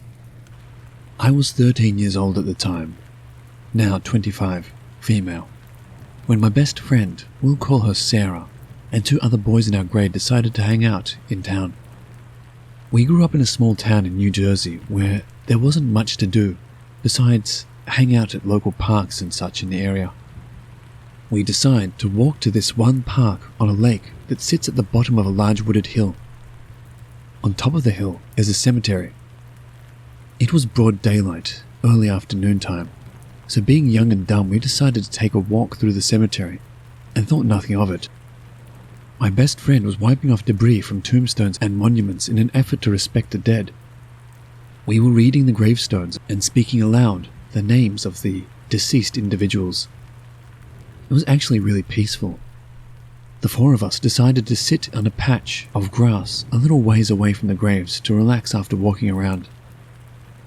We naturally sat in a circle formation, and Sarah was next to me to my left. We were engaged in conversation when I suddenly noticed Sarah had gone really quiet. I looked over at her, and she was staring off into nothing. I immediately asked her if she was okay, and she sort of snapped out of it and said yes, she's fine. A minute or so later, she was staring into space, and she covered her ears. I asked what was going on, and she said, "I can't hear. They're screaming at us." Now I'm terrified, and I ask who is screaming. She doesn't respond and starts to rock back and forth. My heart is beating out of my chest. I call her name again, and I instinctively throw my cell phone, a bulky NV2, right at her head, and she didn't even flinch. She rocked back and forth for a few more seconds before looking down into her lap. She then looks up at me with the most evil, demonic smile. Her face was fixed in an expression I've never seen her make, and so it didn't even look like her face. Immediately, I knew she was possessed. This was my absolute worst nightmare come true, and I was terrified to my core. There are no words to describe the overwhelming amount of fear that consumed me. My fight or flight response kicked in, and I just blacked out. I came to a few seconds later and found myself about 100 feet away from her and the boys. She was still staring at me, smiling, completely still, not even blinking. I was screaming and crying her name, and I was frozen with fear. She finally broke her demonic gaze from me, looked back into her lap, got up and ran away, right into the woods. It took me a few seconds to unfreeze, and I came to the realization that she was in danger. I needed to go after her. I ran and grabbed my cell phone and followed her into the woods down the hill and to the park area where I found her sitting on a swing. I approach her and ask if she's okay. She is extremely disorientated and asks, "Where are we? We need to stay. We need to go back." I said, "No, we're not staying. We need to get the hell out of here." I literally have to drag this girl out of the park. The park and the cemetery are located on Native American grounds. There were a group of people at the park for a cultural event who asked us if we were okay and if one of us had screamed. I just said yes, it was me, but everything is fine. When we got out of there, we all just had a moment of silence. Sarah did not remember anything that happened. She said she remembered sitting down with us on the grass, and she remembered the voices screaming at us, and that they were telling us to leave. Then, she said she felt like she was having a nightmare and was dreaming of what she assumed to be hell, because there was fire everywhere. She didn't recall saying she wanted to stay in the park or being dragged out. The boys were speechless and didn't really have much to add. From that day on, I would have demonic nightmares 4 to 7 nights a week until my freshman year of college. The nightmares would always involve a possession or extremely dense, heavy air that signified a demonic presence. I was always weighed down by the energy and could barely get away in time when in my dream I realized the demon was present. I'm still friends with this girl to this day, and we have only mentioned it a handful of times. My logic was if I ignored it or didn't speak it into existence, it would go away. Eventually it did. Once in a great while, I will get the nightmares. To this day, I can't help but wonder if I was haunted by the demon after the incident, or if it was just some severe PTSD. No one that I've shared this with could ever relate to my experience. If anyone listening to this can, I would love to hear about it. If you made it this far, thank you for listening.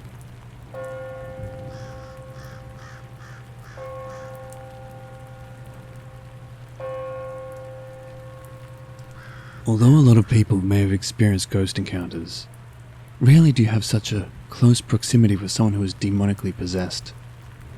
My brother, someone whom I thought could never be the one I fear of, had gone through a series of demonic possessions recently. It's quite lucky that it doesn't happen anymore. It all began with the weird behavior, shutting himself out in the room, coming home late, and being quite an antisocial person. All of a sudden, my family was thrown into disarray by the most unexpected incidents that we thought we could have never experienced, considering how pious my parents are. It happened during May and June. He first started passing out suddenly in school. The school thought it was just a health problem. But then it grew a little bit worse, with my brother suddenly staring blankly and not seeming to hear what the others were trying to tell him. Finally, he started passing out, and then waking up to be something else, mumbling and muttering in a totally different language. He would thrash around wildly, and the school, being so dumb and not professional, called the ambulance, who of course weren't in the right capacity to do anything about it. It kept happening. All the time in school, him passing out and going hysterical. His eyes would be open and bloodshot, and he had tried to strangle his teacher as well as his friends. He could shove away many people holding him. He was unusually strong, and he would speak in a foreign language, half like some Buddha chanting, and half like something animal-like, hissing and growling. We brought him home many times, but it rarely happened there. He could not remember what happened, except that before he blacked out, he said he could hear a distant laughing and drums beating, which came nearer and nearer, and finally he would feel giddy and pass out. During the period when it all went berserk and worse, my brother would continuously, day after day, pass out. My mother would sleep in his bedroom, and she once told me that she woke up one night because she couldn't sleep well, and she saw this dark figure standing by his bedside. She called out. She thought it was him, but it disappeared the moment she saw it. One morning my school started late, and so did my sister's. We were alone as my mother had gone to buy some groceries. I bathed and kept having this bad feeling that he would start suddenly. When I came out of the bathroom, the phone rang. Just when I was about to pick it up, I heard some deep growling in his bedroom, and I froze immediately. I tiptoed to his bedroom and saw him thrashing around in his bed wildly. We tried reading some holy verses, and it seemed to grow worse. It was the last straw. We called up a friend of my mother's for help. We spent a lot of money and time then. It was quite a waste, and it never seemed to help. It grew worse, and he would be flung against the wall and would grow hysterical when we went for religious classes, especially when he heard the call for prayer. Even when his friends and all sat on him, he threw them off and started punching at everyone. These incidents happened regularly and repeatedly. We were so afraid that it would continue for a long time. He would suddenly shut himself in the room and scream and throw tantrums. The door to his room would suddenly close, and he would keep saying that he saw 3 women, all ugly and fiery, laughing at him. These women had long hair and vampire-like teeth, and were all naked, as so described by him. He even dreamt of them. It would also happen in the hospital whenever the school sent him there. During the evening, around 7+, he would suddenly become another person. He would talk in a low growl and describe the 3 women. It seemed like he was possessed by a lot of things. He would hiss and tell his story with his deep breathing. We called an ustaz, and he managed to make some things go away. Even though that he was still acting strange, and it was now that it didn't seem to happen anymore. He was said to be possessed by some animal and Buddhist ghost. The animal was some alien-looking thingy with vampire-like teeth, and we knew how it looked because he drew it. He was into witchcraft. He got interested after watching Buffy and the Craft and Charmed, and used the internet to look for incantations and spells, practicing it and calling out for them. He thought it was harmless, but now he knew he was wrong. We found the many verses and spells among his school notes and papers. We threw them away the moment we found them.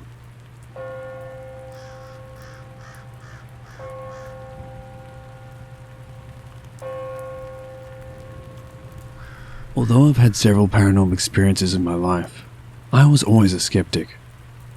I tried to debunk my own experiences. What if I was just tired? There must be a logical explanation. However, this experience made me a believer. A few years ago, I visited my friend who lives abroad. We decided to go inside an old amusement park that had been abandoned years ago. As a kid, my friend visited the place every week, so it was pure nostalgia for her. We snuck through a hole in the fence and entered the park. The place was taken back by nature, mostly overgrown and with small swampy puddles everywhere. We were nervous about snakes hiding in the grass and about the big pack of feral dogs roaming the property, but the paranormal hadn't crossed our minds. Upon entering the park, the dogs bark at us, warning us to leave them alone, so we avoid the area where they are and go explore. We seemed to be the only people there. After a good 30 minutes of exploring, we stumble upon an empty karaoke bar. The place feels off somehow, not like the other buildings we encountered. My friend explains that this building is not what it seems. Karaoke bars in her country are often a cover for alcohol consumption, which was illegal back then, and prostitution.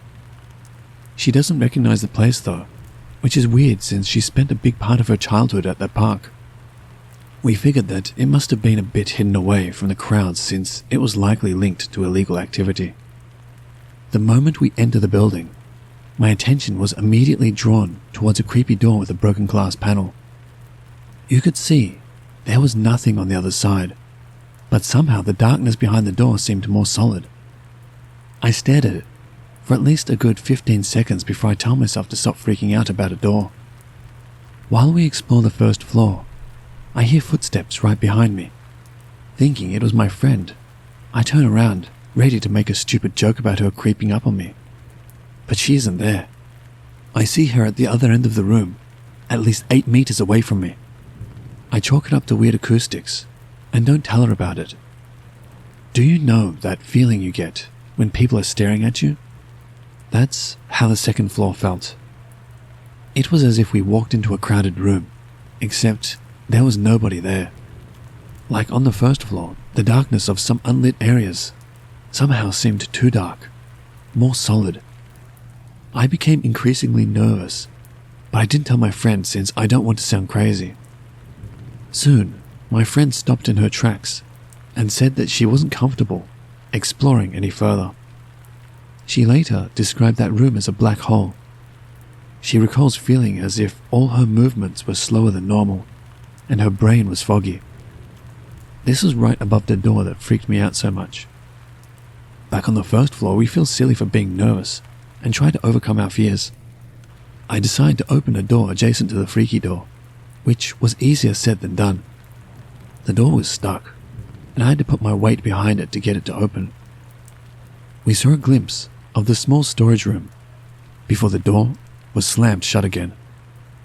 We almost made a run for it, but since we stubbornly didn't want to give in to our fears and be pussies, we took a few more pictures of the room before we left. Once outside, we rationalize it by saying it must have just been some sort of animal, a stray dog maybe, but we're not convinced. Opening the door took some strength, so what animal could have closed it with such force? There was barely any space between the open door and the wall, so I doubt that it could have been a person hiding there. We talk for a bit to lighten the mood, and we feel braver now that we're outside again. We decide to visit her favorite attraction next, a pirate ship. In the past, it would swing back and forth, but now, we couldn't get to move no matter how much we tried. We both pushed against it with our full body weight, but the ship wouldn't budge. We take a few photos while we chat about my friend's memories of the park. All of a sudden, the pirate ship begins to move. Slow at first, so slow that I thought I imagined it. But then, it starts to swing more clearly. Since we don't feel the creepy vibes that we felt at the karaoke bar, we decided to stay on watch. After a few minutes, my friend remarks that we should head back soon, since she wouldn't want to be in this place after dark. Immediately after these words left her mouth, it gets darker, as if it was suddenly twilight. Remember the dogs who barked when we entered the park? They had been quiet since they realized we were not a threat. But now, they go wild, barking, howling in the distance. My friend and I don't hesitate to make a run for it. We run through the dark, overgrown park while the dogs go crazy. It was surreal. Once we reach the hole in the fence, we crawl out as fast as we can, and suddenly, we feel safe again. I swear to God, once outside, the sun was shining bright again. We looked up to see if it was just a well-timed cloud that moved in front of the sun, but we couldn't see anything. To this day, my friend is convinced that something told us to leave, since it got dark, right after we decided to go home once it was getting dark. I don't believe in these kind of theories, but feeling-wise, it genuinely felt as if we went through some sort of gateway when we entered the park, as if it was its own little world. The contrast was that big. Back home, we talked about our experiences. Apparently, we both felt uneasy in the karaoke bar long before we actually voiced these feelings. I told her about the creepy vibe I got from the door, and showed her a picture that I took of it when we first entered the building. She tells me she felt the same thing and took a picture just before we left. Upon comparison, we realized that the door is cracked open a little bit in my photo, but in hers, it's half open. These photos were taken 5 minutes apart, and it seems very unlikely that someone snuck in to open it while we were on the second floor. The dog pack was in a different area of the park, and there was no wind that day.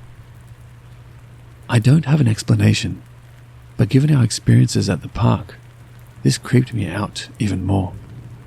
Like I said, I have experienced strange things before, but nothing like this. In the hour that we spent at the park, I went from a skeptic to a believer. I would love to go back someday and see what happens.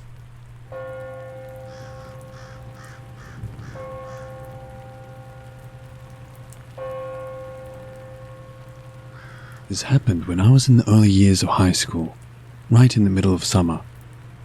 All my homework and chores were done, and I had the rest of the holidays ahead of me. One day I was doing nothing much at home, and my friend called to say he was free as well. He invited me to a nearby theme park. I said that it sounded like a great idea, and I'd be there. I was really excited. My friend said he would be over shortly, so I got changed and there was a knock at the door. The weather was gorgeous. I got in his mum's car and off we went. We arrived at the theme park. My friend wanted to get on the roller coaster right away. I was like, so soon? Don't you want to build up to it? He couldn't be swayed. The roller coaster was a little more intense than I had hoped for. It shook me up a bit. Before you laugh, I was only young. He wanted to go on another G-Force Mega Thrill ride, and I wanted to take it a little easier, so I suggested we try another ride. The Ferris wheel looked pretty free. It took only 5 minutes to line up for it. The guy who was running the ride was nice, and made sure we were all set up and ready to ride. We boarded our carriage and began our ascent. There was a nice breeze. I could see the sea and birds flying in the distance. It was really great. Sometimes, with all the new rides, you forget how good the classics are. It was a really nice change of pace. The gondola in front of us and the one behind us were empty. Of course, my pal was shaking the gondola to try and make it feel more like a roller coaster. I told him to quit it, and he did. We were approaching the top of the wheel. We got this sweet, panoramic view of the park and the beach. My friend gasped suddenly. He stopped all his fidgeting and jigging around. "No way," he muttered. I followed his eyeline, and he was staring at the gondola behind us. The one behind us was empty, I was sure of it. But now, there was a girl about our age, riding in it. She was just staring at us. It was the strangest thing. Soon, our gondola dipped into the 3 o'clock position, and we couldn't see her any longer. We got off at the bottom, and the guy who was running the ride must have noticed our expressions. Expressions that he had no doubt seen before, because he asked us almost immediately, "I guess you saw her then." My friend and I couldn't muster up any form of response. "She's always riding the Ferris wheel, boys," he said as he smirked. I really wish I were a couple of years older or a little more confident back then, because I would have asked him some questions. She was so pale, and we only saw her for a couple of seconds. I often think about that moment.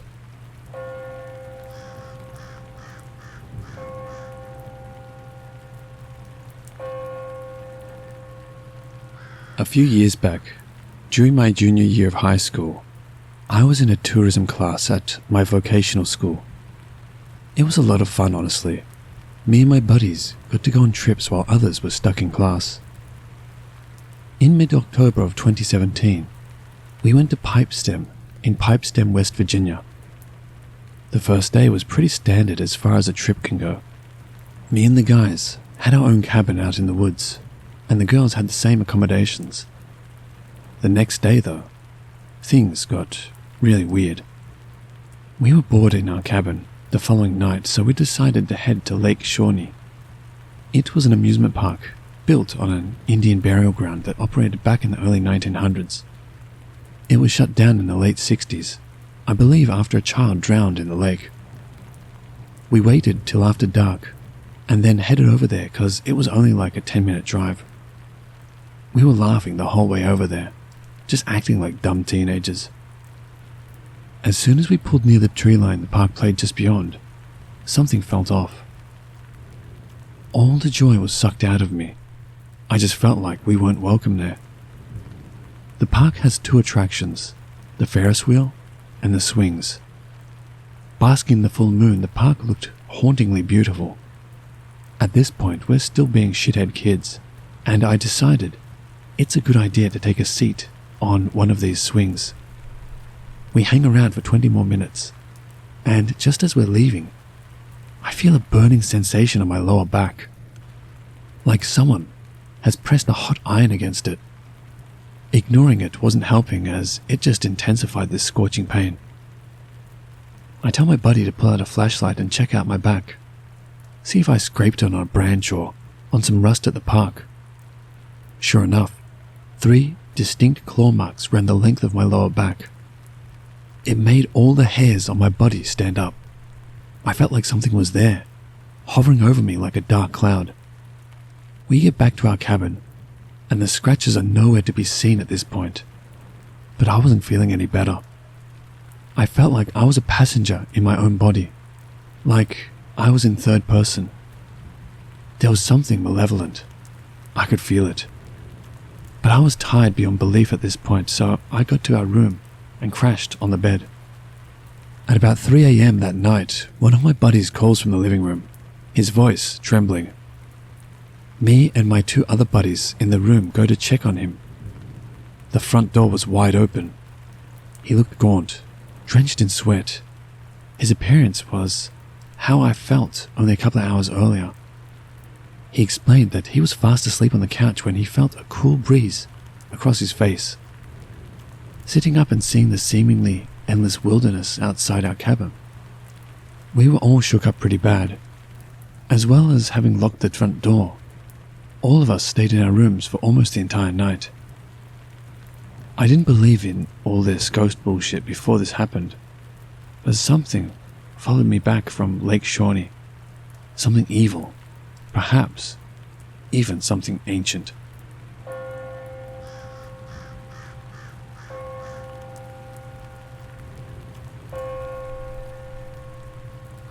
When I was about 11 or 12, I went to an amusement park called Kings Island with my sister, grandma, and mum.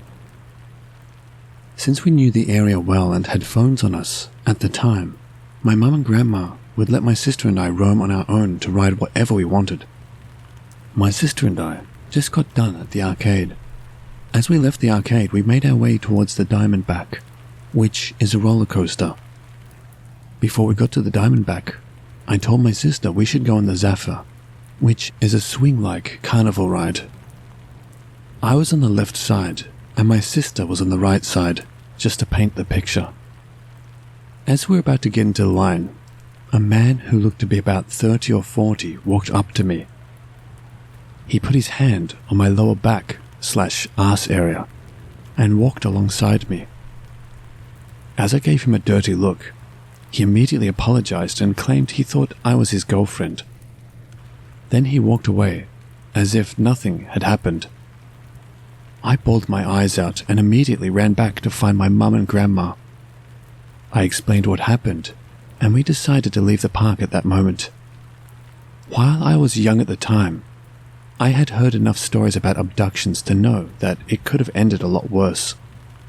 Considering the fact that I was 11 or 12 while my sister was 9 or 10, and he was about 30 or 40, I remember thinking there was most likely no way he thought I was his girlfriend, or that my sister was anywhere close to his age. Maybe he did think I was his girlfriend, and it was an honest mistake. Either way, it creeped me out a lot. So amusement park creep, let's not meet again.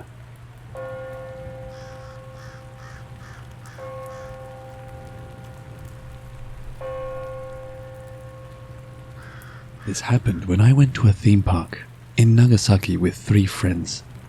The sun set in the blink of an eye. We were having a great time riding the various attractions, eating and enjoying the illumination lights. It had rained and it was a little damp, but overall it was great. We moved towards an attraction inside a palace. There was a huge line of people waiting to get in. Since I guessed we would be waiting for a while, I took the chance to go to the bathroom. When I came back, I couldn't find my friends anywhere. since the line of people seemed to have doubled. I called one of my friends. They answered straight away. "Sorry, where are you guys?" I heard my friend's side of the call. It sounded really noisy, like they were in a crowd of people. "Can you raise your arm so we can see you?" I asked. "Yes, come find us," she replied through the intermittent static. I hung up. I tried to find a bit of free space in the crowd to make it easier for my friends to find me. However, I didn't see any of my friends or any arms up in the air. I gave them a call back. "Hey, sorry, I can't find you yet. Have you still got your arm up?" There, in the crowd, I saw an arm raise up. I pushed through the crowd to get to them, but when I reached the place I thought they were, I couldn't find them. Someone else had their arm up. I was about to call them back when I saw someone with their arm up in the small grove of trees behind the crowd. I wondered, as I grew closer to them, why they had chosen such a strange place to wait for me. I saw my 3 friends beckoning to me in the wooded area. I started to speed up to reach them. They were receding into the tree line. Just as I was about to start jogging, I felt a hand land on my shoulder. "Where are you going?" one of my friends asked. "Where have you been?" she asked. I didn't know what was happening. They had just been waving me over to the trees, yet now they were in front of me. I turned back to the trees, and there was no one there. I told my friends about what I had just experienced. I pointed out that I had even spoken with one of them over the phone, but they just stared at me confused and showed me their call history. If I hadn't spoken with any of them, then who did I speak with? And who were the people calling me into the woods? I was so confused I couldn't enjoy the rest of our time at the theme park. I couldn't get what had just happened out of my head. Since the park was so big, we decided to take a boat ride back to the entrance. Taking in some of the illumination and scenery should have calmed me down a bit, but it didn't. Something else happened. As we were going down the canal in our boat, there was a large bridge up ahead, and there were 4 figures stood on the bridge. I can remember it so clearly. I saw all 4 of us on that bridge. I couldn't believe what I was seeing. I turned to my friends to see if they were as shocked as I was, but it was as if they couldn't see them. I looked back at the bridge. This time, I couldn't turn away. I felt as if I were frozen in time. Those doppelgangers just stared back at me and grinned surreptitiously. The boat went under the bridge. I turned around to get another look at them, but when we came out the other side, they had disappeared. I have no idea if this was some sort of glitch in the Matrix or if I was looking into a parallel universe or something. I just remember how horrifying the whole experience was to me. It was uncanny, and I often see those doppelgangers when I shut my eyes. Was something calling me? I will update if anything else happens.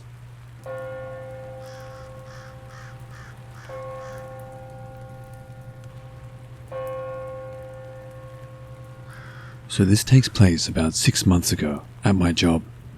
Some background. I'm 19 years old, 18 at the time. I work at a small amusement park/arcade in a semi-rural area, which generally will have a good amount of people.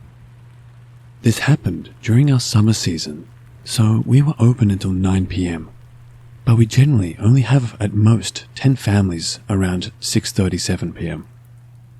I mostly work outside as a ride attendant, so I get a lot of customer interaction from people all the time and usually don't think much of it. On to the story. I had come into work at around 3 p.m, and my day was going normally. At around 3:30, I was running one of the roller coasters, which has a big box for the operator to run the ride from. These 2 kids show up. One looked about 8 years old, and the other about 15 or so.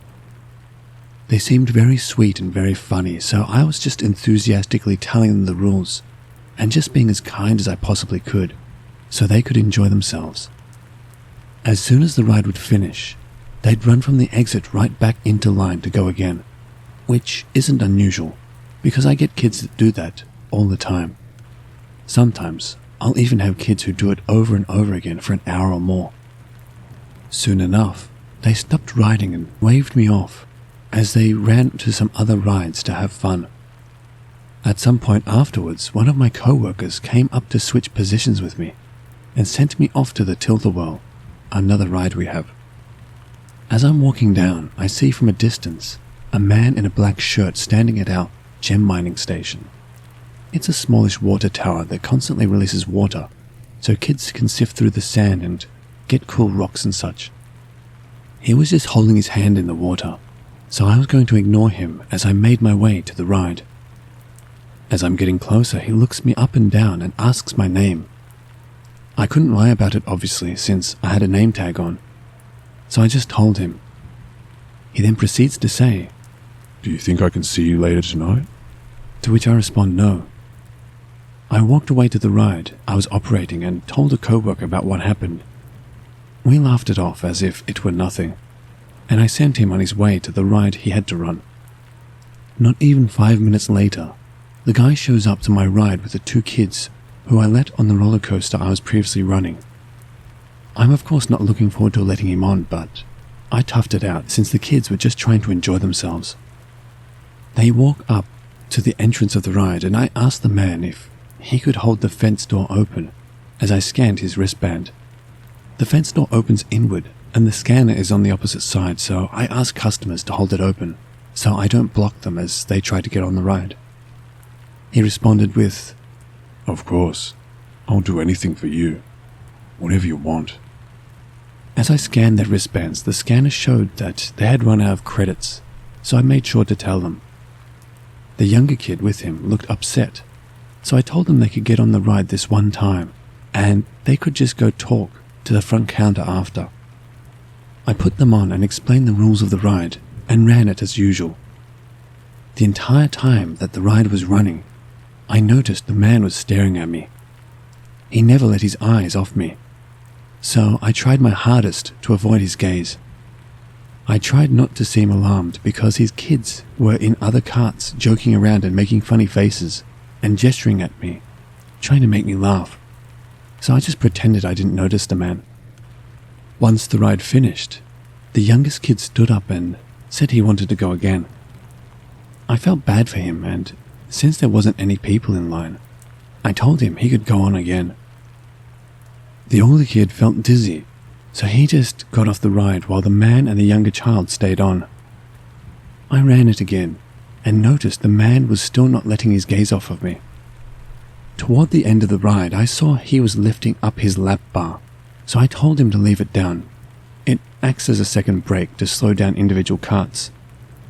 Later, once the ride came to a stop, I looked over at him to tell him about the front counter, only to notice that he had put his hand in his pants to make his crutch more noticeable. I was highly disturbed, of course, because I was literally not trying to be forced to look at some dude's excited phase. I quickly made sure they left and just avoided looking at the man the entire time. Later, once I had no more customers, I made sure to go to my supervisor at the time. I explained to her what happened, but she didn't know what the guy looked like, just what his older son looked like. As I was telling her, she saw the older son in the parking lot, leaving, so we assumed they were gone for good at that point, and we sort of went back to normal working. I was still on edge because I was super uncomfortable, but I just talked to my co-workers to pass the time. At around 6 or so, my supervisor asked me to take some cardboard down to the dumpster. I went down alone, so there weren't many people nearby. The dumpster is sort of close to some rides, so you could see what was going on from other points of the park. As I'm throwing away cardboard, I notice a figure walking down towards the dumpsters, and I see that it's the same guy from earlier. He had come back to the park again. I started to freak out because I didn't have a walkie-talkie on me, and there wasn't anyone nearby to do anything. He kept walking closer and closer, eyeballing me every so often as I internally start panicking and getting increasingly nervous. I thought in that moment that I was going to be kidnapped, and I didn't even know what to do. Thankfully, my supervisor saw him from a distance and started speed walking in my direction. She walked right past him before he could get to me, and he did a double take and just stood there, as if he wasn't walking toward me. She walked me back up and told me that she didn't know if that was the guy but didn't want to leave me there alone. She switched me to another ride and said she'd make sure he didn't follow me around. She had told some other co-workers about what happened, and a co-worker from before made sure to stay near me because the guy kept lingering at some areas, looking at me and trying to be near me when he thought my guard was down. Every time my co-workers thought he was getting too close, they'd stand near me to make sure he left me alone. At some point, his youngest kid came to the ride I was operating, and he stayed on until closing time came about, so the guy was nearby for a lot of the time. Toward closing, I was offered a ride home from a co-worker because he didn't want me to be alone, walking to the parking lot. As we go outside, we sit on the stairs with some other co-workers, and we notice this car that was still in the parking lot, even though at that point, we had been closed for about 45 minutes. The guy was still there, with his family and everything, just lingering. There were no other cars in the customer parking except for them, so I assume this dude had to have some of his own family involved, because he was just waiting there. I can't see any other reason he'd be there. It felt too coincidental that his family so happened to stay later than they had to. I kept nervously looking over and looking to see what he was doing, and he was just staring in our direction as he just sat while his family was doing some other stuff. Thankfully, at some point they had left, but I couldn't help but feel uncomfortable at the thought of if I was just completely alone when I left. I'm so glad I have some responsible and caring co-workers, because if not, I have no idea what would have happened.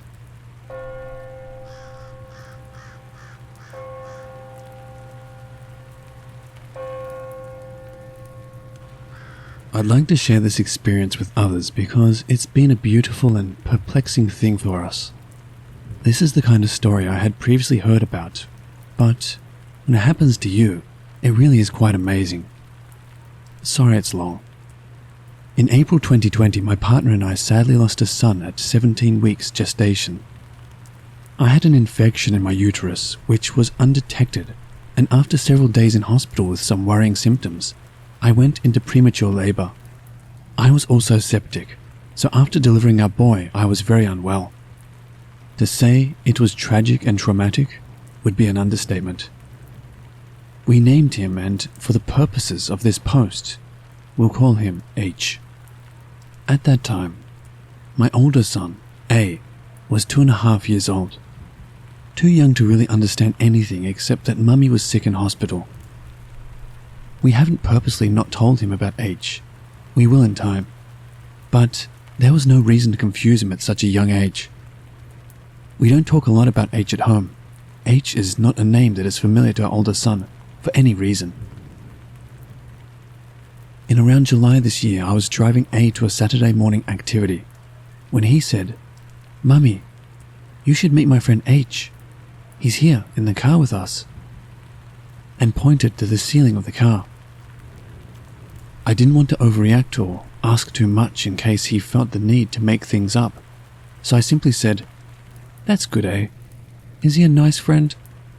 And he said, "Yes." I told my partner, and we both had the same reaction.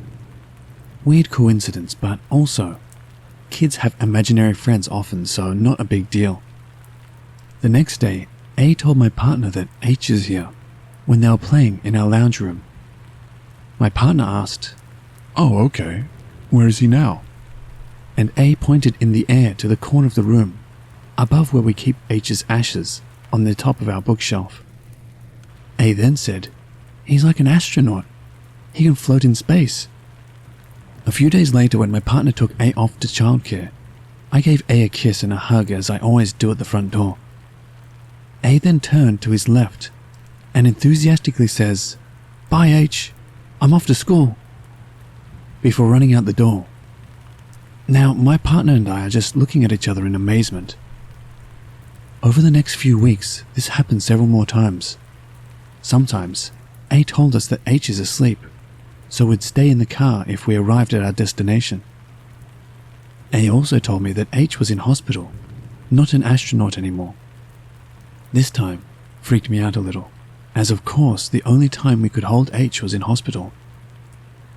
Our only memories of him physically were in that setting, but mostly these visitations felt special and a bit magical. The final time H visited, that we know of, occurred in the car again. Just A and I. He told me, "H is here with us, Mummy," and curiosity got the better of me. I asked, "A, is H a man or a little boy like you?" He said to me with a tone like I really should know this already, "No, Mummy, H is just a little baby.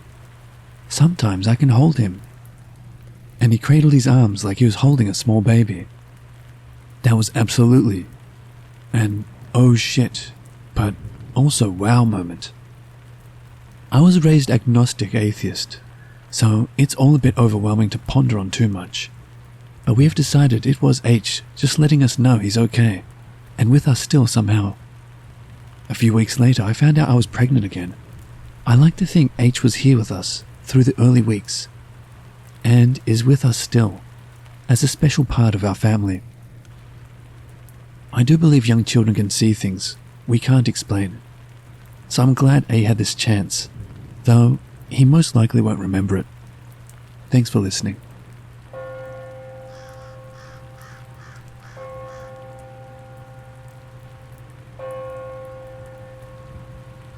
So, this might not be that extraordinary, but it still was very odd, to me at least. First off, I was very close to my grandmother. I was her first grandchild, and we had the most amazing bond. Now, as a 27-year-old man, I still occasionally feel this happy urge to go and visit her, even though she has been gone for years. She taught me a lot of things, including gardening, which was one of her favorite things to do. We used to garden together, which later made me buy my own allotment to grow vegetables and flowers. So, I had owned said allotment for a couple of weeks when my grandmother came to visit me. She was so proud with what I had done to the place. And then, she told me she had cancer, and that she probably wouldn't survive for long enough to see all my flowers in the garden blossom. That broke my heart. Within weeks, she was in intensive care. When I visited her in hospice just hours before she died, she was in a coma, and I begged her to let go, which she did. My family owns a house just by a fjord river. My grandparents also used to have a house there, so my grandmother had wished to have her ashes spread over the water, so she would still be close to us. I had picked her favorite flowers, freesias, from my allotment as my last gift to her. I put the flowers in the water, as well as a sip of beer which she also enjoyed. 2 weeks later, I get a call from my mum. She just wanted me to know that 3 yellow freesias had appeared on their private pier overnight. The flowers are not indigenous to my country, and actually quite rare to come across, and they were just as fresh as if they had been just cut. Needless to say, we were all shocked, mostly because only my mum and me knew that yellow freesias were her favorite. My dad and brothers would have never thought of it, let alone pulled a prank on us. As a reminder, I have a freesia tattooed on my arm. The new house I built on my allotment bears her name, and every spring I plant dozens of freesia bulbs in her memory. It could all be a mean prank, but in my heart, I know it wasn't. She just wanted to let me know she was still around.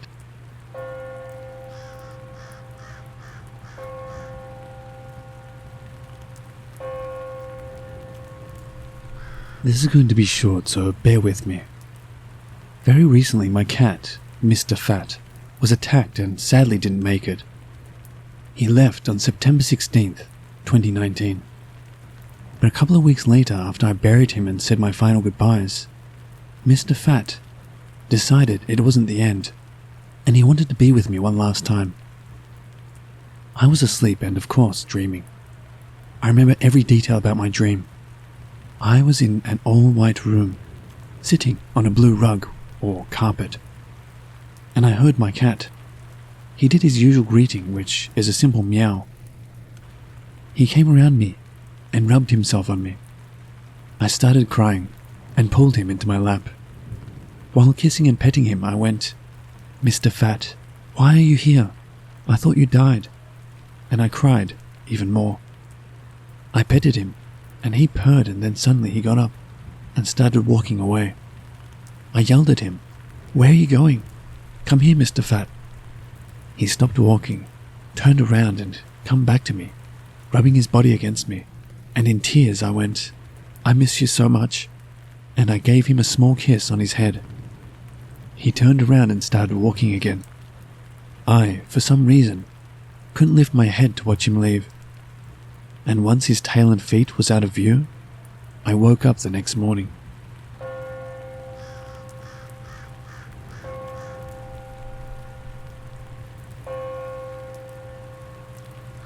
After my dad died of a sudden heart attack when I was 24, I was in a daze. I still lived at home and we rented, and the owner wanted to move back into his house. We didn't have a pot to piss in, but my dad came across a house in foreclosure that we could afford. It could only be in mine and my mum's name because my dad's credit tanked after his health and business failed. The bank put new appliances in this house, but someone broke in and stole them. My dad and mum went to change the locks, and they unknowingly bought a defective lock. Trying to put it in the door stressed my dad out so much he collapsed. This was 1998, so no cell phones and our home's phone wasn't hooked up yet. My mum ran to the neighbors, but they didn't answer the door. She ran to the next house, and luckily they answered and called 911. When my mum got back to my dad, she attempted CPR, but she said she could tell he was gone. The medics worked on him, but it was too late. The phone rang at home and my brother said, "Dad had a heart attack," and drove us to the hospital. My brother took it particularly hard and fell into drugs and subsequent psychosis and homelessness. I had a very hard time getting over my dad's death. I couldn't sleep and thought I saw him sitting in his truck that stayed parked in the driveway. I believed those were grief hallucinations. However, I had a dream one night. My dad was there, and he looked healthy and happy. We were sitting at the bottom of a hill. The top of the hill had a water well with a bucket and a crank. The sky was really blue, and the grass on the hill was really green. I remember the colors being very crisp and bright. My dad was smiling and happy, and he told me everything was fine and not to be sad. Then he got up and walked over that hill, and he was gone. It was comforting because I was really struggling with accepting his death. I woke up from that dream and went to the kitchen to get some water. The refrigerator door was wide open, and I felt irritated. I thought my brother did it, but he wasn't home. My aunt, my dad's sister, asked me to retell her that dream every time I talked to her. While talking about my dad, she said they promised each other that whoever died first would give a sign to the other that all was okay. My dad told her he would leave her refrigerator door open. I didn't know this. Being such an odd way to say "don't worry, I'm fine" was supposed to leave out any ambiguity. I told her about finding our refrigerator door wide open that night. We knew it had to be my dad. My aunt passed away 2 years ago, and now they're together with their mum.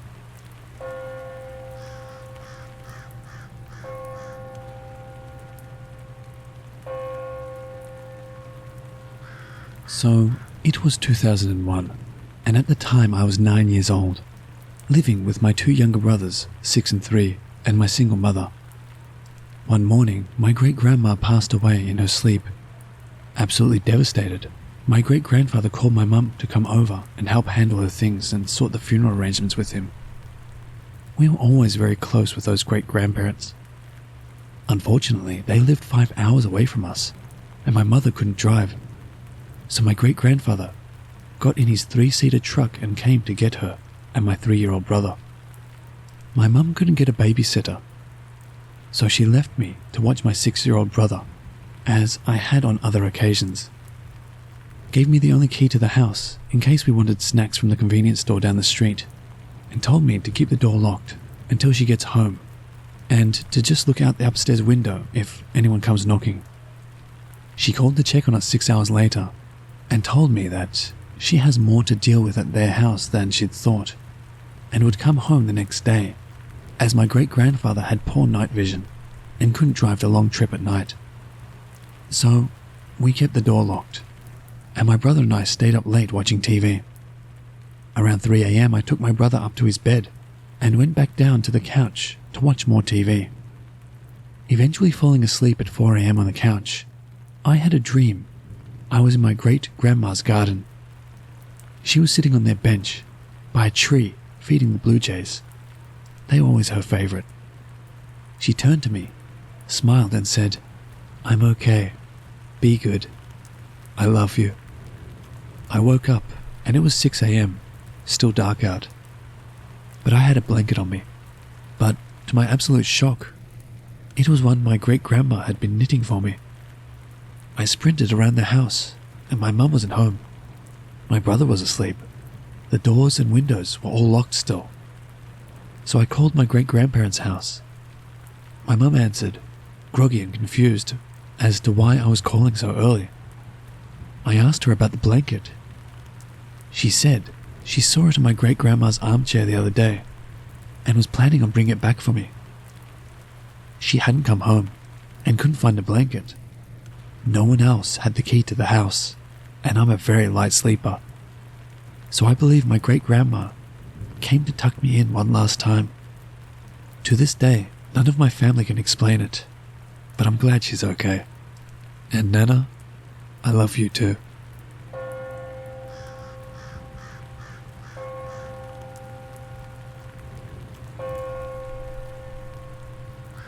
This happened to my daughter, who will be 15 tomorrow, when she was around 2 or 3.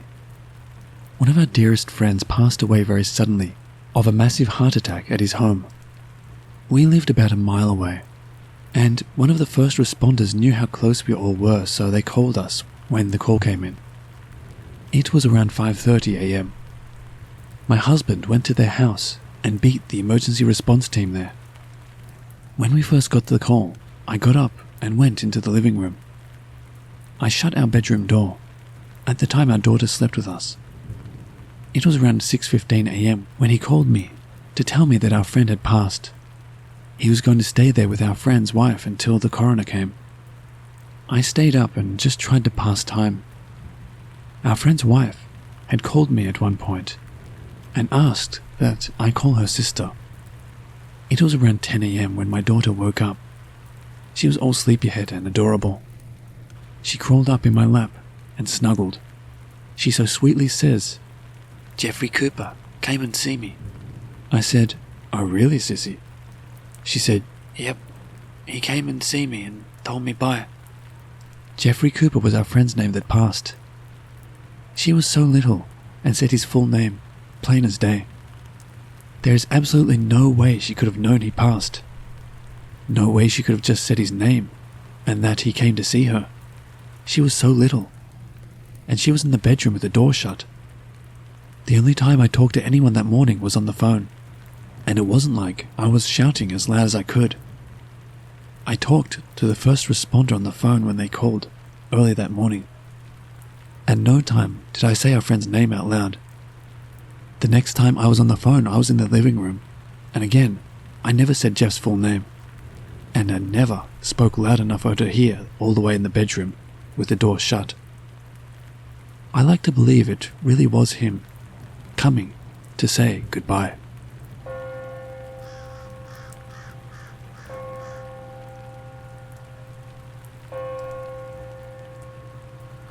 From about 8 years old, I have always seen things, but my parents assumed it was just my imagination. I suppose that they were right to an extent, as I did have a very active imagination, which is what brought me closer to my Uncle Harry. Now, Uncle Harry, for as long as I could remember, was bedridden, and he could not really speak. But nonetheless, every time we would visit my Aunt Grace, his wife, I would find myself talking to him and playing games.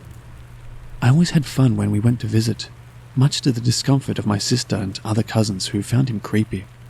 I can't blame them. We were all so little and had never been exposed to someone so ill before. As time had passed, we visited less as my uncle was getting worse. The years went on, and the fact we now lived about 2 hours away made it difficult to visit. My sister and I had just started 3rd grade at a brand new school. Now, since we went to a Catholic elementary school, we would line up in the hallways against the walls to perform the end-of-day prayer. During the lineup, I was positioned in front of the band room, which had a large glass window on the door. I turned to look into the room and saw my Uncle Harry in an all-white suit sitting in one of the chairs. I waved to him, and he waved back, and I turned around as the bell had rung for dismissal. My sister and I met my mum in the cafeteria where student pickup was, and we began to walk out when I stopped my mum and told her we couldn't leave. She asked me why, and I told her because Uncle Harry was here, and we couldn't leave him. I assumed he came with my mum to pick us up from school.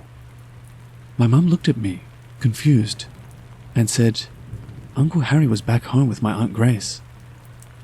I fought her all the way home about this and described what I saw, but she did not listen. We arrived home, and the phone was ringing. My mum answered it, and it was my Aunt Grace. She had called to tell us my Uncle Harry had passed away that morning, and she had been trying to call my mum, but she was picking us up from school. My mum turned to me and put me on the phone with my Aunt Grace. I told her what happened, and she said that it was my Uncle Harry saying one last goodbye. Ever since that day, my mum and her side of the family never doubted when I saw or heard something ever again.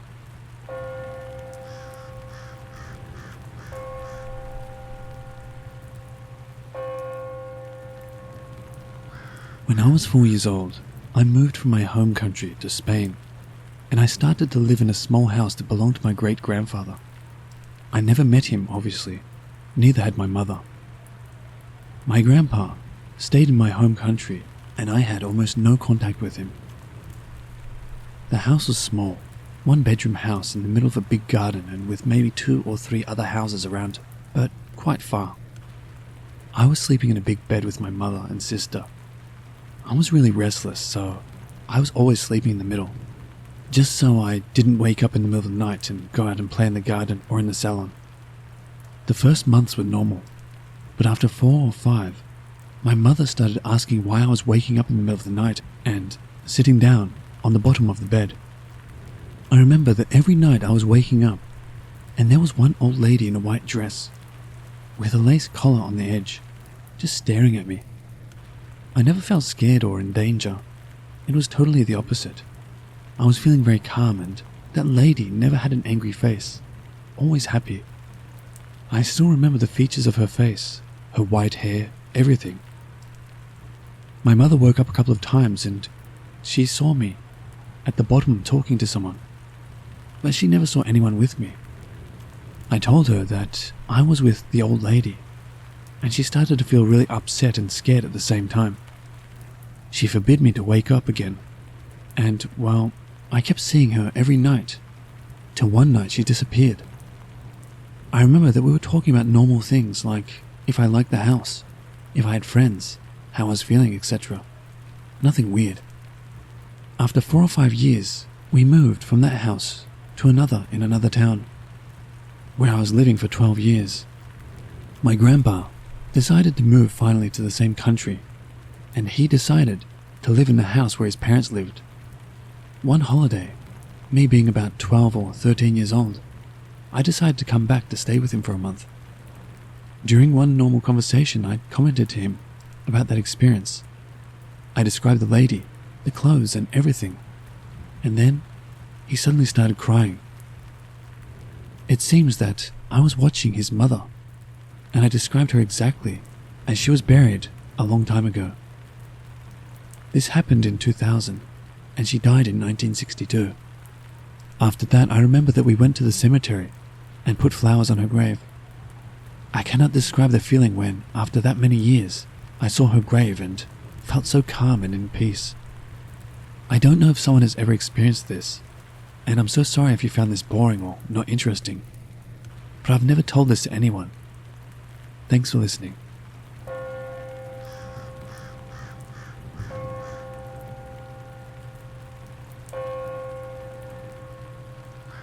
When I was growing up, my parents would occasionally tell me the story of the time they played the Ouija board. It was when they were dating before I was born, and they had a crazy night with it, where it answered all kinds of questions. There's one thing my parents are not: liars. So these stories only intrigued me to find out for myself. When I was 17, I was a senior in high school, and I had my first serious boyfriend. We were both very curious to know if the Ouija board truly worked, so we bought one. My bedroom was in the basement, and we set it up on my bed. It was close to midnight. We lit candles, turned the lights out, and sat cross-legged on the bed on each side of the board. We were supposed to pick a question and focus on it, with our index finger lightly touching the planchette. The question we decided to ask was, will anyone talk to us? We must have sat there focusing on that question for about 40 minutes, occasionally shaking our hands out from them getting tired of being held in that position. After about 40 minutes, the planchette started to vibrate underneath our fingers. Then, it slowly moved to the word, yes. We stopped for a moment and looked at each other, like, is this real? Then we asked, are you a spirit? And it moved away from the word yes and back to it. At this point, I noticed that I could feel a strange electricity moving throughout my body. I didn't like it. I've never felt it before or since. We decided to ask, are you nice? And it very quickly moved to the word no. Now I am riddled with terror. I exclaim that I cannot play anymore, and I go to pick the board up and put it back in the box. Except the board will not move. Not a sliver. It felt as though it was stuck there with cement. I remember yanking with my entire body at least 3 times before suddenly it felt as if something got off the board, and I flew backwards with it in my hands. I slammed it into the box and closed it. My boyfriend's face was pale. He tells me, I have to go home. And I'm like, oh my God, don't leave me here. But he leaves. Here's where it gets even more scary. After I walked my boyfriend to the door, I went back down to my room. Only, it didn't look like my room anymore. Don't get me wrong, nothing changed visually. It was still all my stuff. But I felt like I was in a parallel universe. I felt so far away from all that is comfort and good. I don't know how else to describe it. I'm not a religious person at all, but I was so beside myself with terror that I didn't know what to do except grab the Bible. I slept with it in my arms with the lights on. I actually slept with the lights on for the next week. I did not tell my parents what I had done, because I didn't want to get in any trouble for playing the Ouija board in the house, or for my boyfriend staying over way later than he was allowed to. We played it when everyone went to bed. My room continued to not look or feel like mine for a couple of weeks. Also, when I would get up for school in the morning, I would have to walk through the dark basement living room to get to the stairs because there was no light switch by my bedroom door for the living room, and my bedroom door was in the back corner of it. So when I would first open my bedroom door, the light in my room would cast out into the living room darkness, and for a split second I would see a black cat run from the patch of light into the dark. I would shake it off as my eyes playing tricks on me. But after a couple of weeks, I was eating breakfast upstairs with my family and my 7-year-old sister exclaims out loud, I keep seeing a black cat in the basement. That confirmed that it was not a trick of my eyes.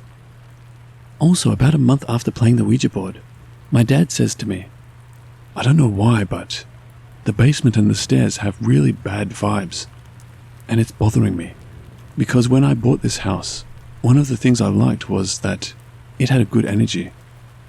That's when I realized for sure, without a doubt, all of this stuff was not in my head. I had haunted my parents' house by playing that game. I learned after the fact that I was supposed to say goodbye before stopping the game. I think that had something to do with it.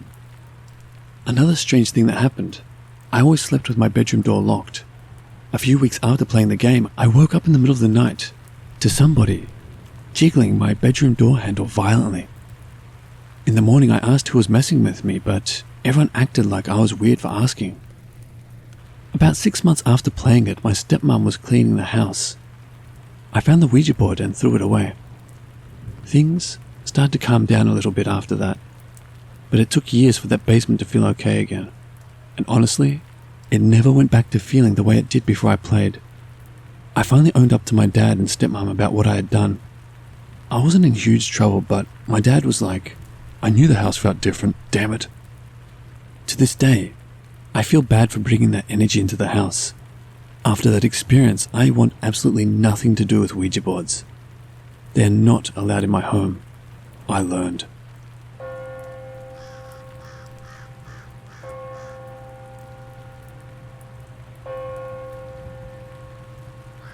A short time before the encounter with the shadow entity, my friends and I were playing at my house.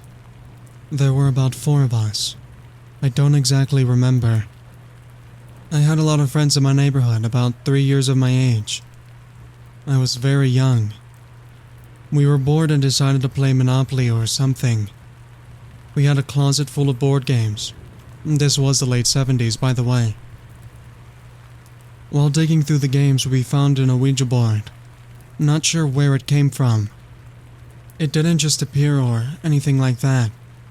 My father built the house and Parker Bros made them, and they could be purchased at most department stores. My older brother probably bought it, I don't know. I'd seen one on TV, so I kinda knew how to use it. My friends and I started asking questions, and the planchette started slowly moving. They were dumb kid questions, and I don't really remember them. Except for one. Convinced that one of my friends was moving the board, I decided to ask something to prove whether it was real or not. Everyone swore they weren't moving it. The questions were mostly yes or no things, and it moved with purpose. I didn't have a clue what my mother's age was. Never had any reason to think about it, and didn't care. I'm sure my friends could have cared less about it too, so that's what I asked. The board started moving again, pointing to 2 numbers. My friends asked me, "Is it right?" I didn't know, and they were like, "Damn it, why'd you ask?" I just said I don't know. We said we were done, and it moved to buy. A little freaked and bored with it. We put it away. When Mom got home, I asked her, "Mom, how old are you?" She told me, and the board was right. This was an odd experience for a couple of reasons. I was so young, I didn't know or care. I'd never have a reason to wonder or care about this. My mother had me at a late age, so she was a good decade older than my friends' moms. I was a little freaked out about this, but I really just found it strange. And after that, the rest was history.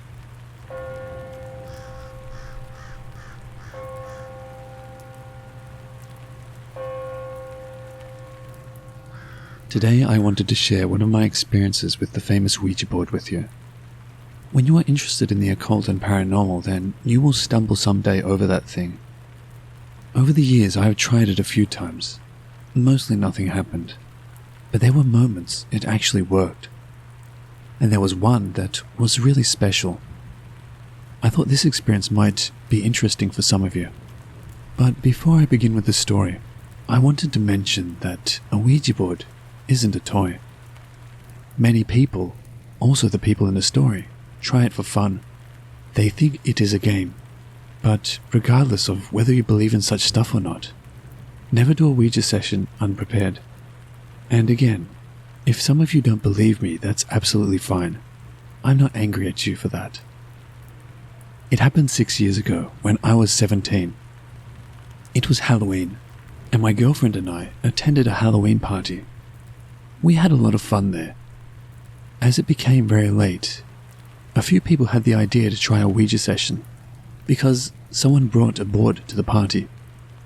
I did a Ouija session with my aunt before, in which we tried to talk to a certain person, but sadly nothing happened, and I was a bit drunk, so I thought it would be fun.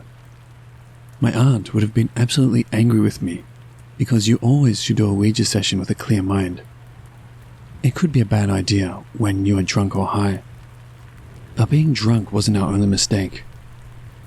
Again, when you are doing a Ouija session, then always be prepared. Do it with a practiced person. Inform yourself. Buy frankincense and candles. Prepare questions and do it with respect. You don't know what you could bring into this world, and it could be dangerous. But let's get back to the main story. In the end, we were 6 people that wanted to try it. My girlfriend and me, 3 other ladies, and a guy that I will call Norman for this story. The Ouija board belonged to Norman, but he did not try it before. We went to a quiet room so the other guests couldn't disrupt us. So we were sitting in this room, which was only lighted by 2 phones, and we thought that it would be fun. I don't know how long we were sitting in this room and yelling the questions against the board. 2 of the 3 girls became bored and decided to go back to the party. That was also a big mistake. Never break the circle when you are doing Ouija. Well, in the end, there was just Norman, the other girl, my girlfriend and I, who tried to summon a ghost.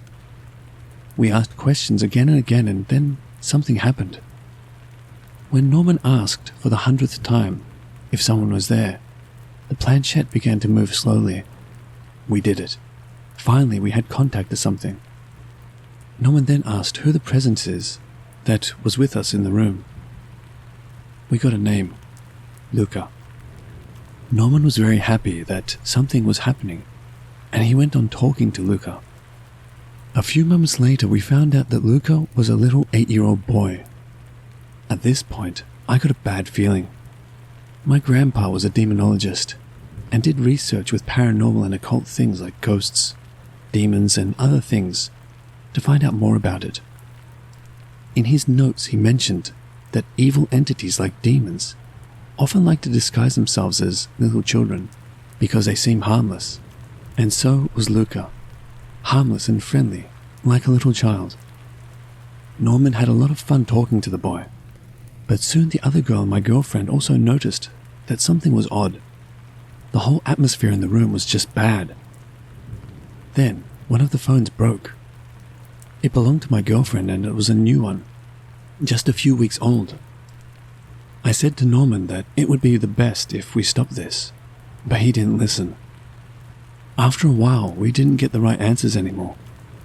The planchette just moved to random numbers or letters that didn't make any sense. Also, a weird sweet smell came up into the room. It didn't smell good. It was disgusting sweet. I remembered what my aunt told me about Ouija sessions, and the answers you can get.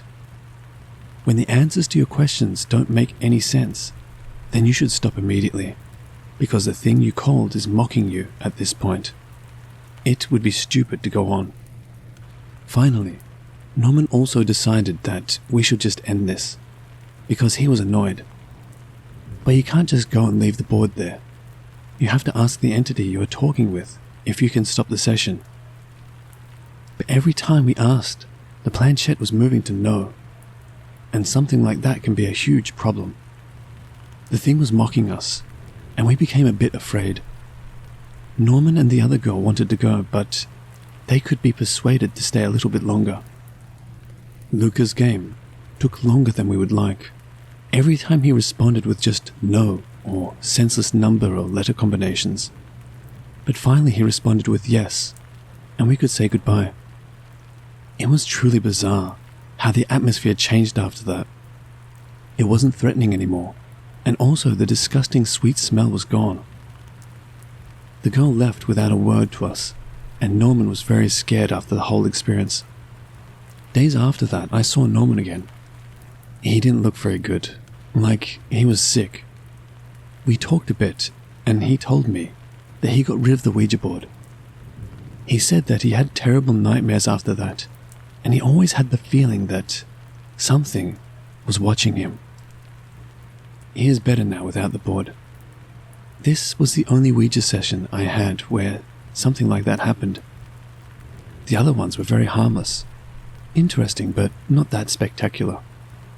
And hopefully, Luca, the little boy, is back where he belongs.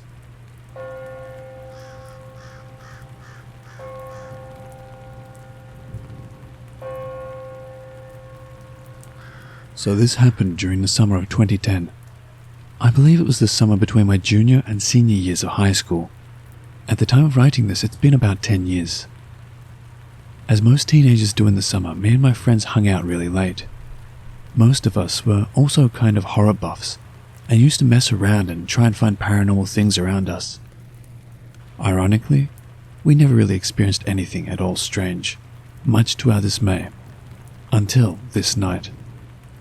It was sometime after midnight, on one of those nights where it doesn't really cool off that much, even after it gets dark. 5 of us were hanging out at the time. Everyone's names aren't necessary, except for one. We'll call him Charlie, for the sake of his privacy. We decided to head back to one of our houses to relax and hang out. This friend had said that ever since she was really young, she had experienced odd and creepy things in her house. After sitting around in her basement, attempting to cool off, someone suggested we mess around with a Ouija board. Admittedly, I kinda sighed at this. I always thought Ouija boards were stupid, but my friends wanted to do it, so I figured, why not? We did the whole setup, turning the lights off and putting a candle in the center of the circle we were sitting in. Setting the mood, you know. The basement wasn't entirely dark, as there was a small window close to us, and light from the street came in from outside. The first few minutes were pretty uneventful. The piece didn't really move at all, and we asked all the basic questions a few times. After about 10 minutes, we asked the question of, is there something there? And the piece started slowly moving. During this whole process, Charlie's girlfriend and myself were the ones holding the piece. I can firmly attest to this day that it didn't feel as though anyone was moving it. It's hard to describe, but it didn't feel like the way it would move if it was one of us sliding it. It slid over to yes. We continued on and asked it a few questions.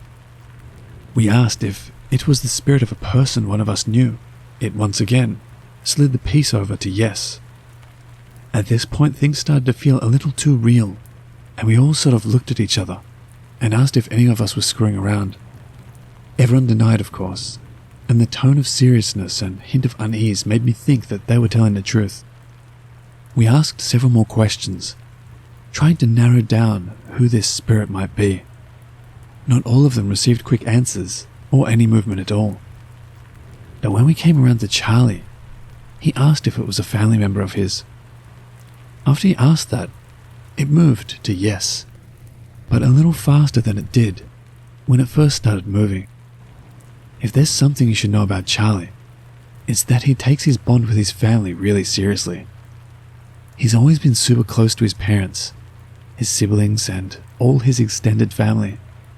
In all the years I've known him, I don't think I've heard him say a single unflattering thing about any of his family members.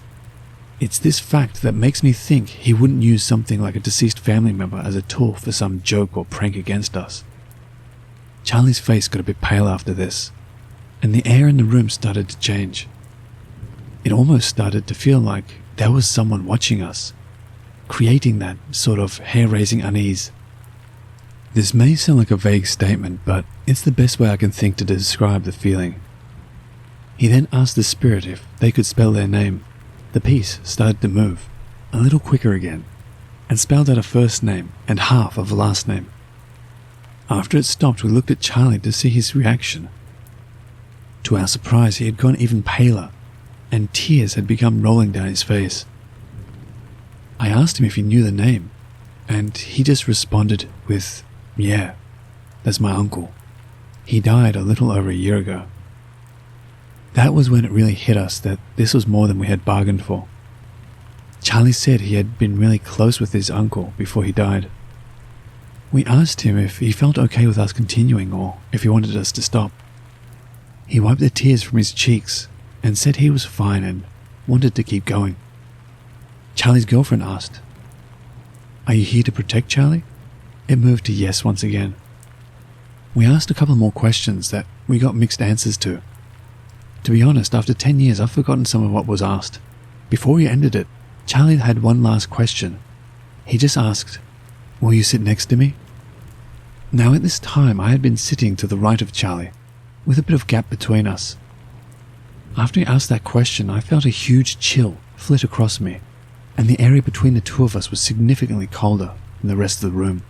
Keep in mind, at this time it is around 3 AM on an extremely stale summer night, and we were in a basement that had no doors or windows open. This was, hands down, the most unsettling part of the whole occurrence. If I'm being totally honest, if I wasn't there myself and experienced it, I probably wouldn't have believed it if someone had told me. It was equal parts surprising and unnerving. After this, we wrapped things up, turned the lights on and composed ourselves.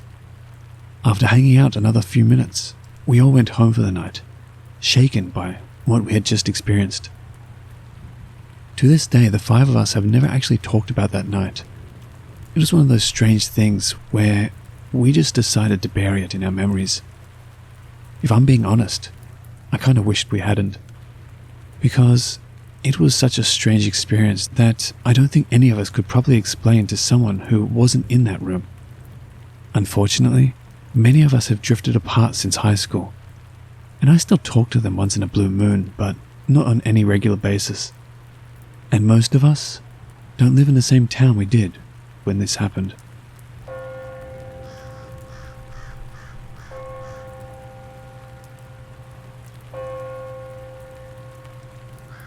So I was around 15 at the time. I was super into demons and the occult as a teen. My siblings and I were staying at my Nana's house. It was the middle of summer, so we had spent the day in the creek.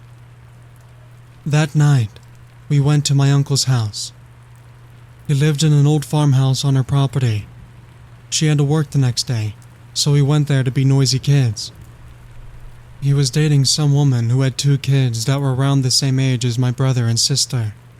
At some point in the night, we went to Walmart to buy a shitload of snacks and hit the $1 DVD bin for some classic horror movies. We were all on a high on sugar and 90 bagel bites, telling ghost stories. Our horror movies sucked. At some point, I bring up the fact I know how to make Ouija boards and use them to talk with spirits. My uncle, the 6'4", 250-pound bastard of a man, eggs us on. So I make an Ouija board out of a Bagel Bites box and magic markers. We use a shot glass from maybe Mississippi or Alabama on it. I just remember the Dixie flag on the side of it. Mistakes 1 and 2. We didn't have a candle, so we used a disco ball. You know, the ones that have a lot of colored dots and they spin around. Not the mirror ball type. Us girls started out circling the board with the glass, inviting something to join us. A few moments pass, long enough for all of us to get bored. Suddenly the glass jerks to hello, and our fingers all slip off. Everyone laughs and we were told to quit messing around. My uncle just kinda laughs and asks for a name. The glass spells out Ross. Full disclosure of all events are true, but I don't remember its real name. I'm just guessing for the sake of storytelling. But I remember it was short, only 4 or 5 letters, and a classic male name. My uncle fussed at us, telling to quit messing around that Ross was the name of the guy who built the farm. Ross would also happen to be a distant relative. We didn't know that. I mean, sure, we could have heard the name in passing. We put our fingers back on the glass. The girl is too scared to keep going, but my sister and I do. We put our hands back on the glass and circle the board. Our hands get cold to the point my joints start hurting. I also feel dread, and the temperature in the room is dropping, despite only using a small window AC, and it's the middle of a Kentucky summer. I ask if it's good or evil. It jerks to E before her fingers are forced off. Everyone is uneasy at this point. My uncle's girlfriend kinda starts to freak out and tells us to stop. I tell her we have to say goodbye. She ends up getting mad and goes to bed. So like any teens, we keep going. My sister and I pick up the shot glass, making circles in the opposite direction. We tell Ross we're done talking and thank him for his time. We all then do a small ritual claiming no evil and try to summon a new spirit. This time asking for a good spirit. After circling some time, we eventually get another hello. When we ask the spirit what its name is, it spells out Ross. We get a little angry and tell Ross to leave.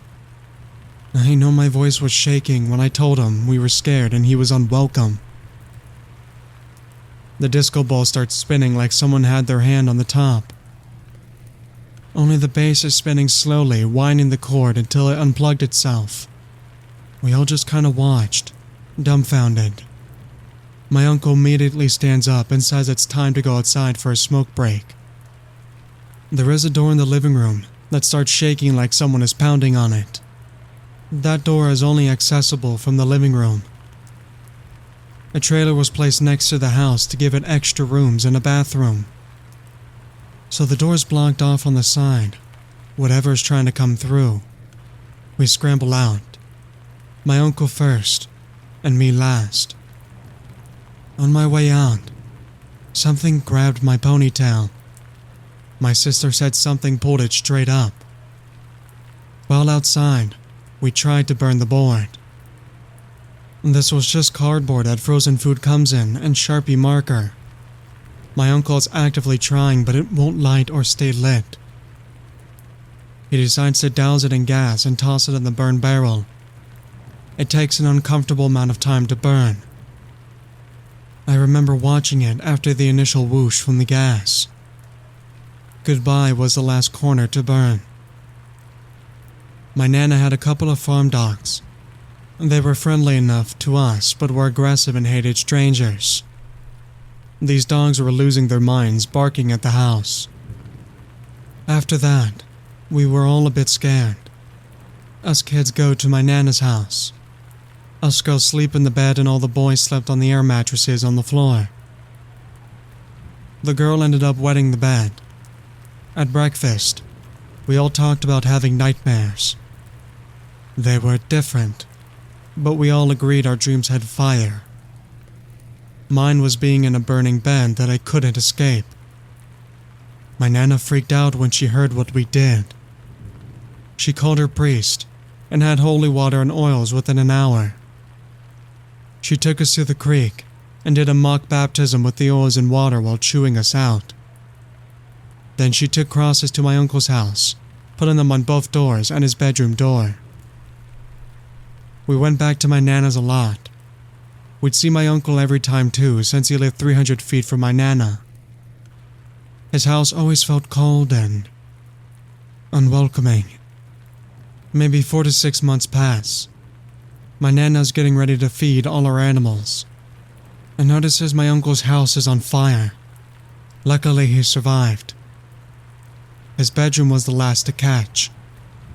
The fire department took a long time to get there and the house was lost. I think they said it was a cigarette he dropped that started it all in the living room. And that's it for the encounter.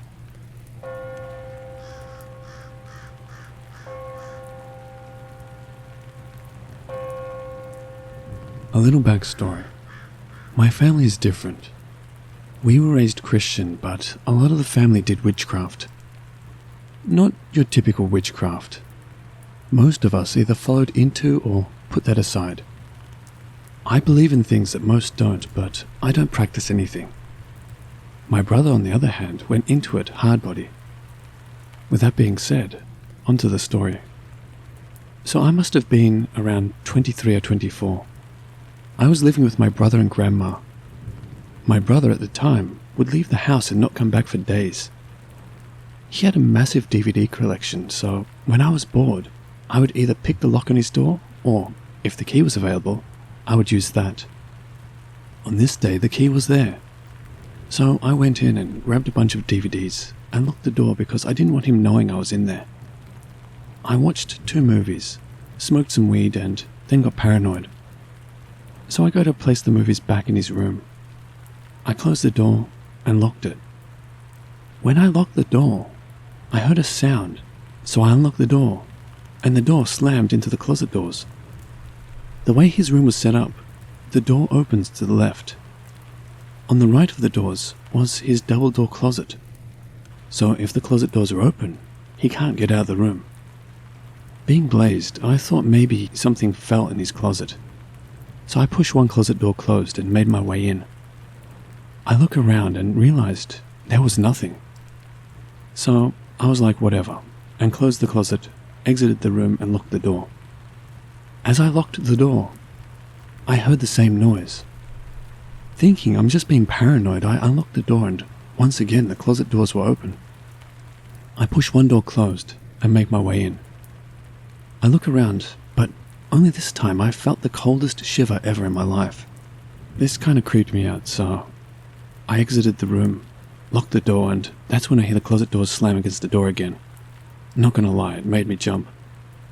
I immediately run to my grandma and ask if he was there. She replies no, and I asked, "Are you sure?" And she said yes. So now I'm like, this guy is playing with my emotions. I unlock the door, close the closet door, go in. I'm like, stop playing with me, I know you're in here. Nothing. I start looking around. I look under the bed. Nothing. I look behind the bed. Nothing. Behind the curtains. Nothing. I'm guessing this guy is in the closet. I open the closet door. Nothing. I move the clothes around.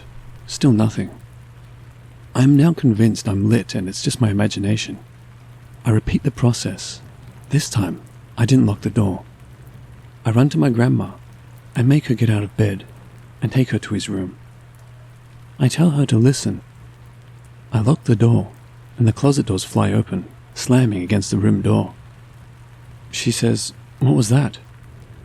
I tell her and explain what was happening. She says, "Well, he's in there." I push the closet doors closed, take her in, show her the room. She's like, something must have put pressure on the door. We exit the room, I lock it, and it happens again. I say to her, "See?" She turns, slaps me in the face and says, "Keep that kind of shit to yourself," and walks away. I push the closet door closed, go in. I'm like, whatever you are, you're not welcome here. I exit the room again and lock it. This time I hear one closet door open. Curious, I open the door. The closet door furthest from the room door was open. I close it and that's when his lights turn off. Mind you, this whole time the lights were on. That scared the bejesus out of me. I turn them on, exit, and lock the door. I hear it again. My dumb lit ass goes to look. Closet doors are open, lights off. I push in, close the closet doors and look in. The room was a lot darker, almost like you couldn't see anything, even with the light coming from the hall. I turn a light on and run out, scared shitless. I leave the door unlocked. Around 11 p.m. my brother comes home. I rush to him and I say, "You want to see something creepy?" He looks at me with his pale face and says no. But I was like, well, you're gonna anyways, and I take him to his room. And he asks me why the key is in the lock. I come clean and tell him the truth. I tell him to lock the door. He looks at me and says, "I don't want to." I squint my eyes, now knowing he knows something. He makes a big fuss but locks the door. We both hear that shit, and he starts spilling the beans. He tells me some voodoo guy he knows gave him an original Ouija board. He continues that, since he got it, he was having nightmares and hearing things. So he left the house for days. So I say, "You leave here and don't say anything?" And then he tells me, I thought it was all in my head. He takes it, and I thought he left with it. Instead, this guy puts it in another closet that has a skeleton key lock. Doesn't say anything. Leaves the house for another 5 days. He comes home, spends like 3 days in the house. For those 3 days, everyone is hearing the doorknob jiggling, but we don't know where it's coming from. I ask him, you got rid of the Ouija board, right? He turns, super slow, and says with this stupid look, no, I put it in the small closet. When he says that, we hear the doorknob jiggle harder. So we go to the closet and you can see the doorknob moving. The thing with that closet is that there is no inside doorknob. I tell him to go in there and get rid of it. He says he's scared. What if it tries to eat me or take my soul? I tell him, well, that's your fate. It is what it is. He takes it back to the old voodoo guy. That's when the old voodoo guy tells him that he found that Ouija board in the Amityville house in the late 70s, early 80s. After that day, my brother stopped doing his weird stuff and started going to church. Till this day, every time I talk about it, I feel cold shivers and get goosebumps.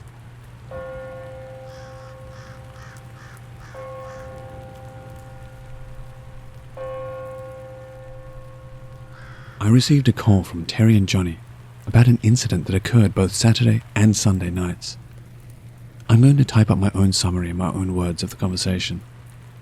Terry and Johnny have a cabin near the North Carolina-Tennessee line. Saturday night, they were both outside sitting on their decks when at exactly 7:50 p.m., 2 Neanderthals appeared, their words, not mine, from the tree line directly in front of their home facing them. Terry described them both as being tall, lanky men who were both facially deformed and had hairy patches here and there all around their naked bodies. She said their eyes were too large for their faces, but their cranium was tilted to the left side, like its head had grown incorrectly, or if there was a huge tumor growing from that side of his head, which is common with these sightings. Johnny agreed with Terry on her description, except Johnny took it a little further. He began to describe to me something that made the hair stand up on the back of my neck. Johnny mentioned that one of these men was holding what seemed to be an arm, and I mean an arm only. The arm of a human person that had been snatched off a man or woman. He recognized it as a human arm because of the smaller size compared to the feral's arm, and also because Johnny is certain he saw a dirty cloth bracelet of some kind on the wrist of this arm. The feral lifted up the arm and took a huge bite out of this arm that he was holding. Johnny said the arm looked purple, swollen and decayed, and that the feral was carrying the arm around like it was a snack. Terry and Johnny smelled an awful smell, like dead deer carcass, as they stood up and ran inside. Terry is on the phone with the police while Johnny is getting his gun. Johnny ran back outside to shoot, but both the feral men were gone. But he saw some limbs in the trees still moving. Terry's on the phone with the police and is having a hard time explaining to the 911 operator what they saw. Other than the fright from these two creatures that appeared in the woods, they had concerns about the human arm and felt it was very pertinent for the police to know. Long story short, 2 officers came and they found nothing. The officers didn't quite believe them, but they agreed to search the area. Then Sunday came and Terry and Johnny attended church. Terry explained to me that while at church, she asked for a special prayer over her home and property and explained to the pastor that her and her husband felt that their home was being attacked by Satan and left it at that. After church, they returned to their cabin along with their 2 daughters and their spouses, with their 2 grandchildren. Terry and Johnny explained to their adult kids what happened the night before and exclaimed that she'd rather the grandkids not play outside. The day continues on as normal until around 8 p.m, not quite dark. Johnny is outside with his 2 son-in-laws when out of nowhere they smell an awful smell. They were all startled when a huge flock of birds rushed from the tree line, followed by 15 to 20 frogs leaping in a rush away from the woods. A family of deer suddenly jumped from the corner of the property, heading towards the back of the house, into the other side of the forest. The animals were running from something. Then something in the trees moves that grabs their attention.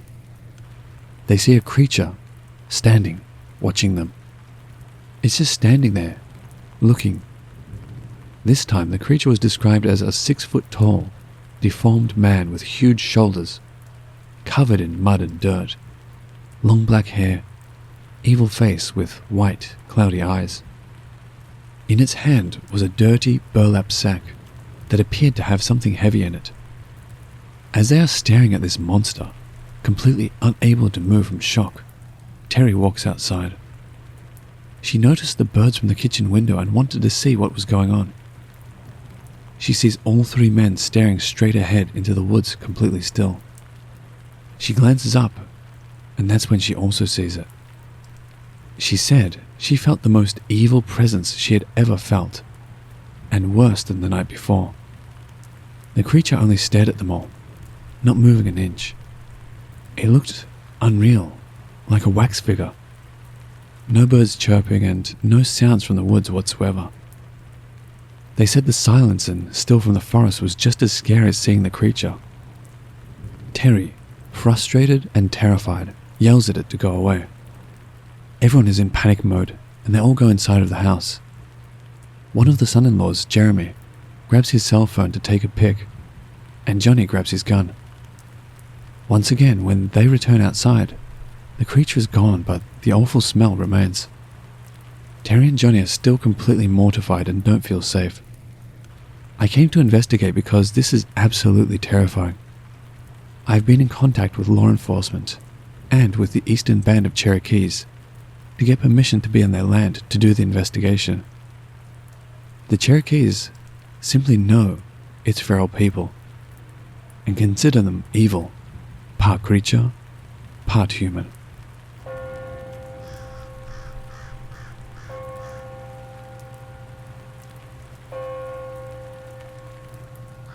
I live in Colorado and like to spend my weekends in the mountains, fly fishing, hiking, camping, etc. I'm in my early 20s, so young I suppose, but I like to think I'm generally comfortable in the mountains, and I've seen quite a bit of what this state has to offer. My older brother is like me, but even more experienced in the mountain wilderness, and yesterday he and I decided to go fishing at a favorite hole of ours in the Holy Cross Wilderness.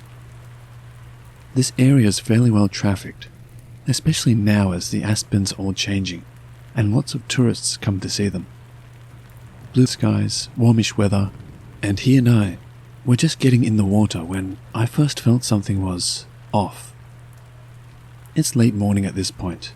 Most people like to fish early morning, but this hole is blocked from the sun by a cliff face, and the fish don't usually start biting till closer to noon.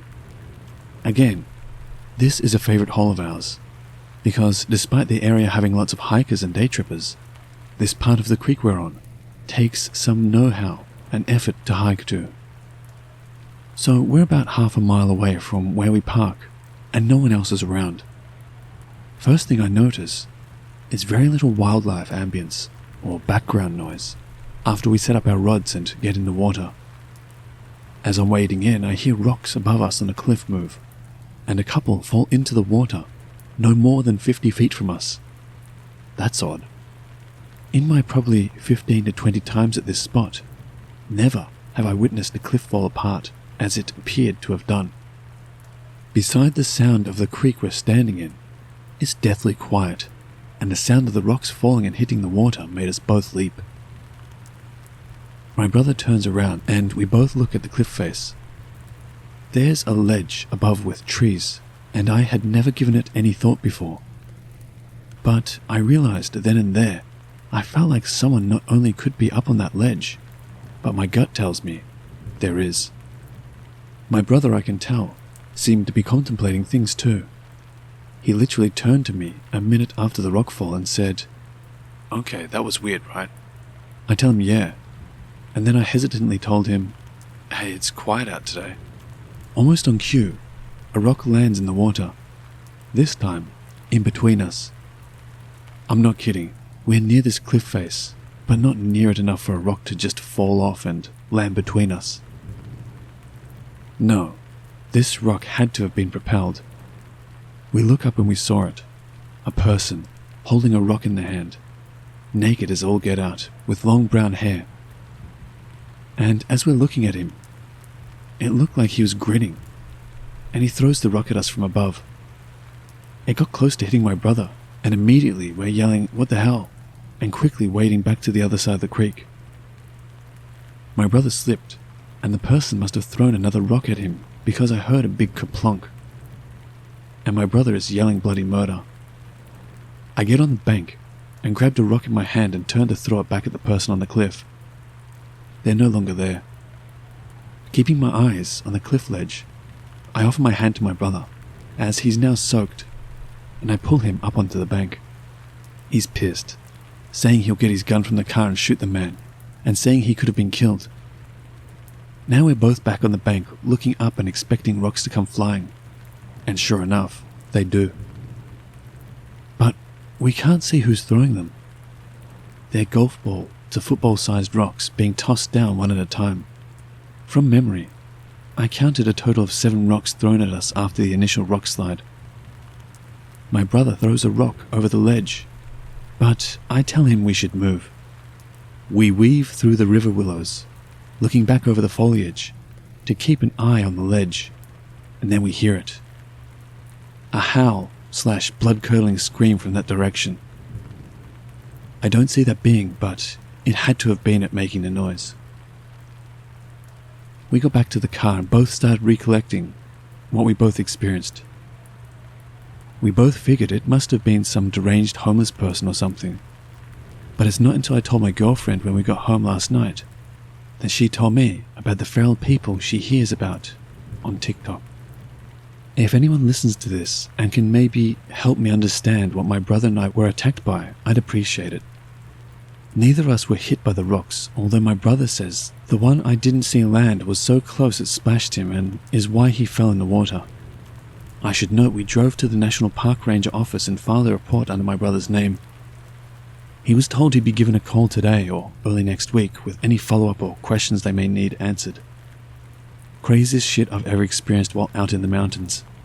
We're both already saying we may never go back to that hole again, and I already told a couple of buddies of mine that know the spot about what happened there.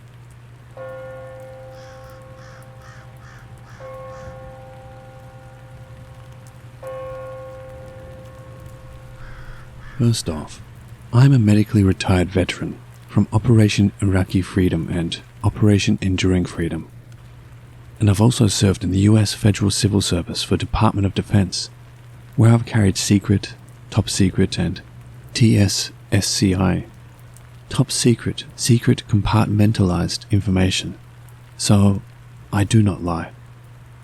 I grew up on our 500 acres in southwestern West Virginia until I was 8 years old, and grew up for the rest of my life in North Carolina before signing up for the military in 2005 when I was 17 years old and needed parents' permission and signatures to join. Growing up in these regions, I've always heard stories of feral groups of people, especially in our remote Appalachian land, but never have we seen or heard anything sinister. Fast forward to when I moved to Washington State for my federal work.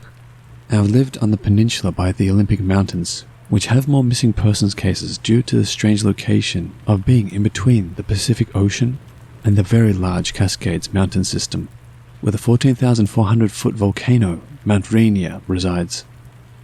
I lived in northern Washington State in Cascades as well, and you would think more mystery, sinister, and devious stories of murder, abduction, harassment, and missing persons altogether would be in the Cascades due to the size of the mountains, as well as the huge amount of square miles that the Cascades cover in the state. Literally, 4 times the size of the Olympics. But the Olympics holds some of the most treacherous terrain within its desolate, protected wilderness, from its 70 miles of rugged, rocky coastlines filled with tiny islands, hills, rocks, and steep, jagged cliffs, to the treacherous Olympic mountain forests, filled with alpine forest, and the only rainforest in the continental US that I know of. No one lives within this protected US park, except for feral people who do not want society anymore. In fact, one of the churches nearby on the peninsula had a ministry outreach for bringing food and supplies, and only one man knew how to find them, and was respected because one of his family members was part of the group.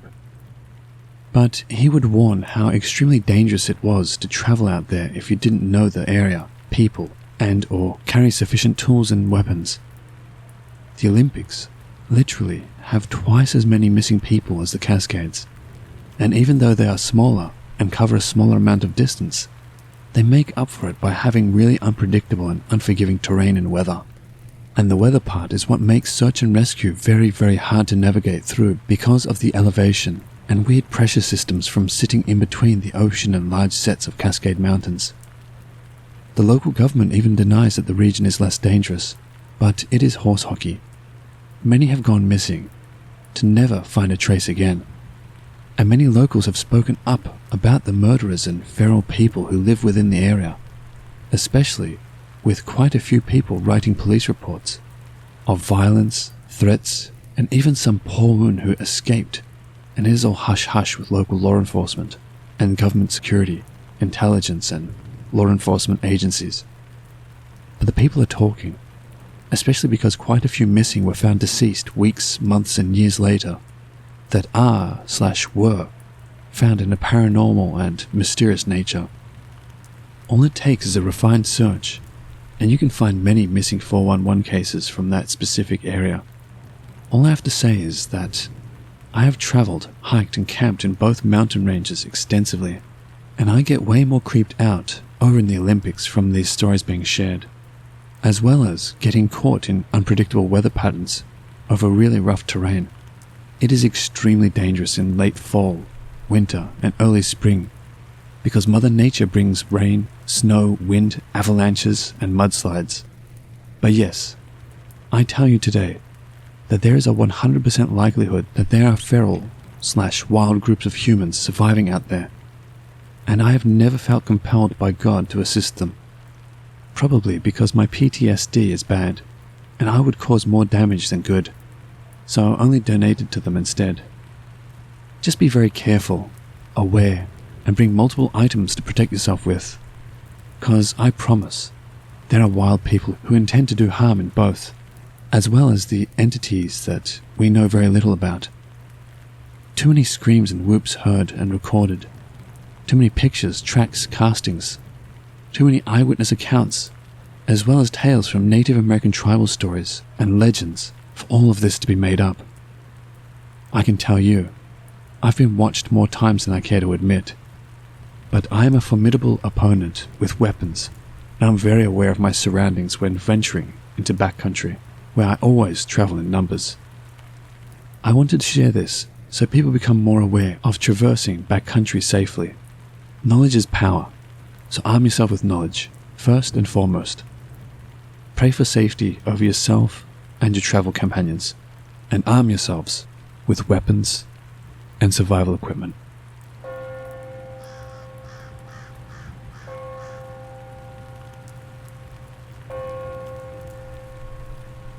I'm a hunter.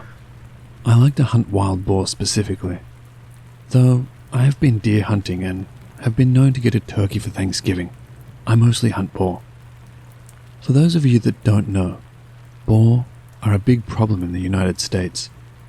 A sow can have 2 litters a year, and it's not uncommon for a litter to consist of 10 or more pigs. Given that pigs eat anything and everything, it's not hard to see why the Department of Fish and Wildlife makes it legal to hunt them with almost no restrictions. In my state, it's illegal to hunt most large mammals with night or thermal vision scopes, with the exception of boar and coyote. I've been saving for a year, mostly fun money. It's hard to explain to your wife that a scope that cost literally twice as much as the rifle I was mounting it on was worth it. But I did it. I took it to a range and sighted it in. There was an area that was prepped with boar activity that I knew would be perfect for a night hunt. It was easily accessible with my truck, with easy-to-find spots that I could set up in that overlooked a large, easy-to-navigate clearing. The night started uneventful, mostly me tinkering with my new toy, cycling through the settings. I was a little impatient. I'd spotted multiple deer, but they were out of season, and like I mentioned earlier, my current setup wasn't legal for deer. I moved to another spot I'd seen days earlier that probably wasn't much better than my first, but it gave me something to do, and a new angle to look around with my new scope. After an hour or so of glassing the area, it dawned on me. This spot doesn't have much animal activity at all. No rabbits or owls. The deers that I'd seen were hundreds of yards from where I was. Why was this packet of land so dead at night but lively in the day? I'd set up around 10 p.m. and it was about 2 a.m. when I started to think about packing up, maybe setting up a target before I left, and taking some practice shots. I heard a crunch come from the direction I came from before. I panned my scope over and saw the silhouette of a small bear pushing through the bushes. It's important to note that my scope isn't exactly night vision. It's a thermal scope, kinda like a black and white version of what you see in the Predator movies. I adjusted my range and zoomed in a little. I remember jolting a little when I saw that it wasn't really a bear. It was a man. Because he was so low and hunched over, I thought I was looking at a young bear. Is that a game warden? It couldn't be. I would have seen the headlights coming from the road from where I was perched. And where would he have walked from? It was 30 miles away from anything and on public lands. I was about to call out when I adjusted my sights and noticed he was naked. No shoes, pants or anything. I remember being disturbed by his movements, like a squirrel or something. Twitchy and grabbing at the foliage, sniffing around and palming the tree. Was that my tree? The one I'd been leaning against earlier? The thought terrified me. Could he smell me? Then he did something I still have nightmares about today. He squatted and placed his hands in the dirt between his feet and stared straight up like a dog mid-howl. And I heard it. A voice coming from that direction. A very compelling female voice. "Help! I'm lost!" There was a long pause, but neither of us moved a muscle. The center of my sights was trained at the dirt in front of his feet. I couldn't bring myself to aim directly at another person. It went against everything I'd been taught about firearms. Were they lost? Was this some guy that had gone crazy out here? Why was his voice so feminine? "Help, please! I can't walk!" The voice called out. That's when I called bullshit.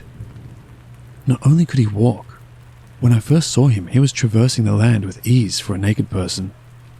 So good, I mistook him for a bear. That's a trap. This guy is trying to lure me to him with a damsel in distress routine.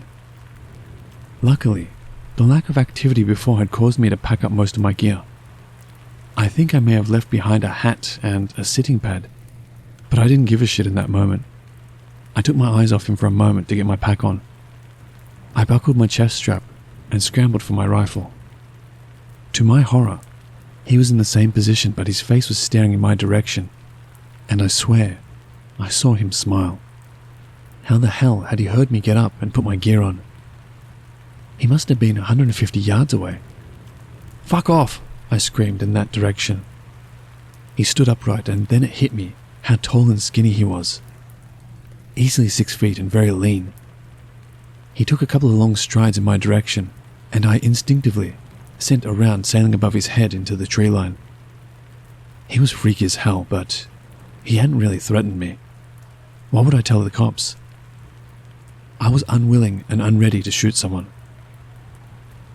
He stopped dead in his tracks and hunched down on all fours. "The next one will mess you up. Go away." He stayed on all fours, and this time I had my sights trained on the center of him. His eyes were just above the grass, like a large cat or something. I was trying to stop my trembling and knew that my voice had cracked a little on that last warning. I was terrified. That standoff probably only lasted a minute or two, maybe less, but it felt like forever. In an instant, he bolted left towards the tree line, opposite the road. So much for not being able to walk. I could barely keep him in my scope, he was moving so fast. He disappeared into the brush, and I sent another bullet sailing high in his direction. I racked another round and tried to pocket that mag and swap for a fresh one, but I dropped it and didn't bother looking for it. I wasn't far from my truck, and I wanted to get out of there. I could hear him in the distance, yelling in this weird sound that could have been a laugh or a cry. I scrambled up the trail and arrived at my truck breathless. I tossed my gear into the cab, but kept the rifle in the passenger seat and sped off. For the longest time, I have told that story from the perspective of having spotted some deranged crackhead living off the land like some kind of caveman. I reported it to Fish and Game, but all they did was scold me for hunting at night alone. Never received an update. It wasn't until I told this story at a camping trip that my nephew told me about wendigos, rakes and skinwalkers. My story scared the piss out of him because the spot we were camping was technically the same forest I'd seen the bastard, just 50 miles east of it. He was so spooked, his mum, my cousin, had to take him home. She was really pissed. I've gone down the rabbit hole on these scary stories. I'm not saying what I saw definitely was a wendigo or a skinwalker. I'm saying that if such a thing exists, I may have dodged quite the bullet that night. Or maybe it was just a tweaker being Donnie Thornberry in the middle of the night. Either way, I thought I'd share.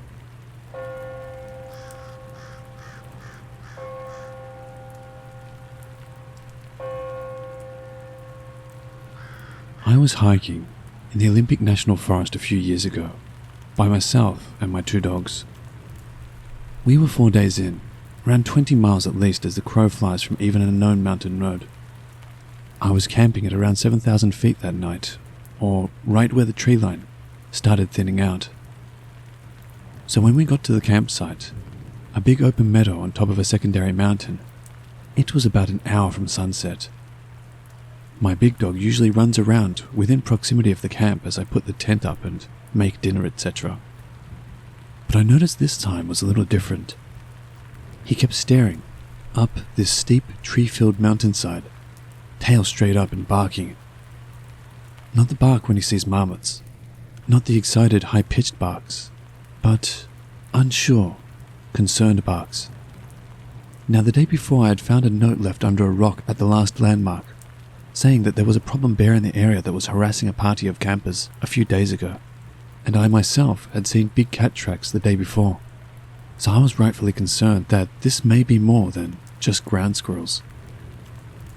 I decided to go climb some of the boulders at the foot of the hill, while I took my time looking up the hillside for movement, before I went to go hang my bear bag up there. They were the only trees around to hang the bag. I didn't see or hear anything, but my dog kept quietly whining like there was something up there. So while still concerned, I start hiking up this steep hill to hang the bag. It was so steep, I had to use the trees to balance and lean against, so I didn't go tumbling down, before making another 5-6 push steps to the next tree I could lean against. Anyway, I'm slowly making it up this hill/ridge, hopping from tree to tree to keep my balance. Then I get about 100 feet up the hill, and I hear a whole lot of big movement about 50 feet in front of me. My dog immediately goes from a deep, low growl to a savage, slobber flying everywhere type barking now. My heart starts pounding out of my chest, and I start to panic. A million thoughts go racing through my head in the matter of seconds, because if this is a bear, my dog is going to try and save me, in which he will most likely die. And I'm stuck here. If I have to get off that hillside fast, I almost 100% am going to trip and fall the 12 to 15 foot cliff onto the boulders below, like hundreds of 5 to 20 foot boulders. So I'm feeling pretty screwed about now. Then I hear my other little dog start barking and freaking out down at the campsite, which was just out of sight. I had zipped her in my tent, so she didn't wander off while I was away. So yeah, I'm absolutely panicking at this point. A few seconds after, I kind of snap back to it, and I take another few seconds to start to put my survival priorities in order and call my dog back to me. He comes and sits against my feet as my back is against a tree. so I'm kind of pinned and stuck there for a moment. But my dog was seemingly trying to separate me from something up there, so I let him lean against me while I tried to collect myself. This is when I realized I had completely forgot that I had my headlamp on. I reach up so fast to turn my lamp on, I basically punch myself in the face. I'm having some serious adrenaline dumps going right now, so much so that my knees are starting to shake. I get my lamp on and peer up the hillside. I figure I'll at least get a reflection off the eyes of whatever is up there. Peering, nothing. But I had just heard something. We both did. And whatever it was, it didn't get far away, or sound like it had made it too far. I knew something was there. So I'm kind of just steadfast at this point. I need to know what is up there, because I have to sleep here tonight. And you know, I'm out in the middle of nowhere, alone.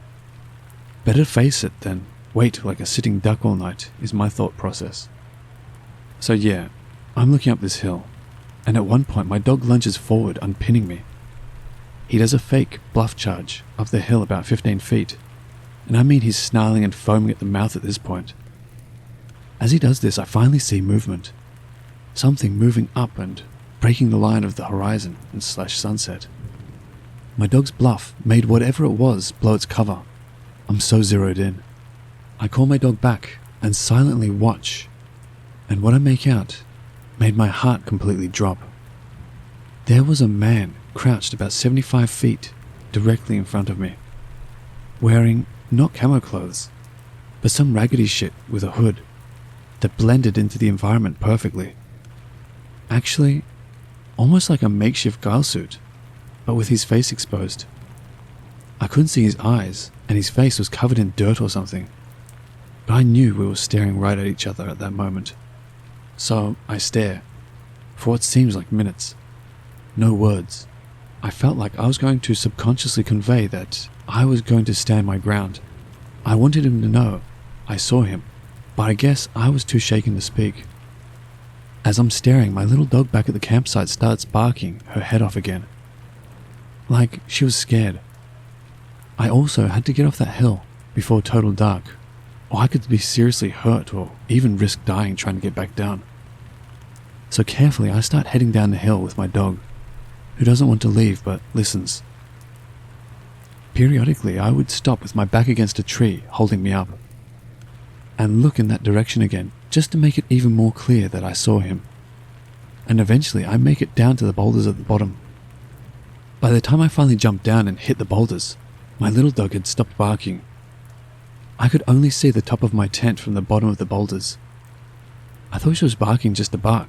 Dachshunds do that. Or just barking back at my dog. But when I got there, my little dog had somehow got out of the tent and was walking around the camp growling, with her tail sticking straight out. Still trying to hold it together, I thought, okay, maybe she just got her nose between the zippers and worked her way out. But I was positive I had zipped it, so that the zipper tab, an opening, was at the very top of the tent door, out of reach. So in a mixture of being terrified, pissed off, and the feeling of needing to do something, I reached into my day bag and pulled out my gun.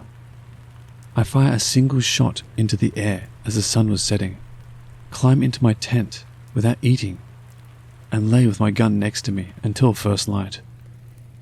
As soon as the sun came up, I was packing up my shit and leaving, heading back down the mountain.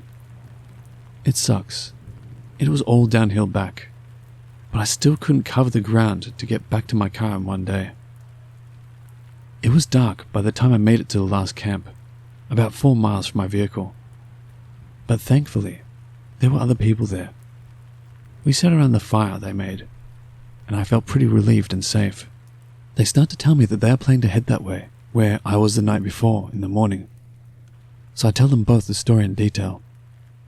Needless to say, we were both walking back to our cars in the morning. Screw all that.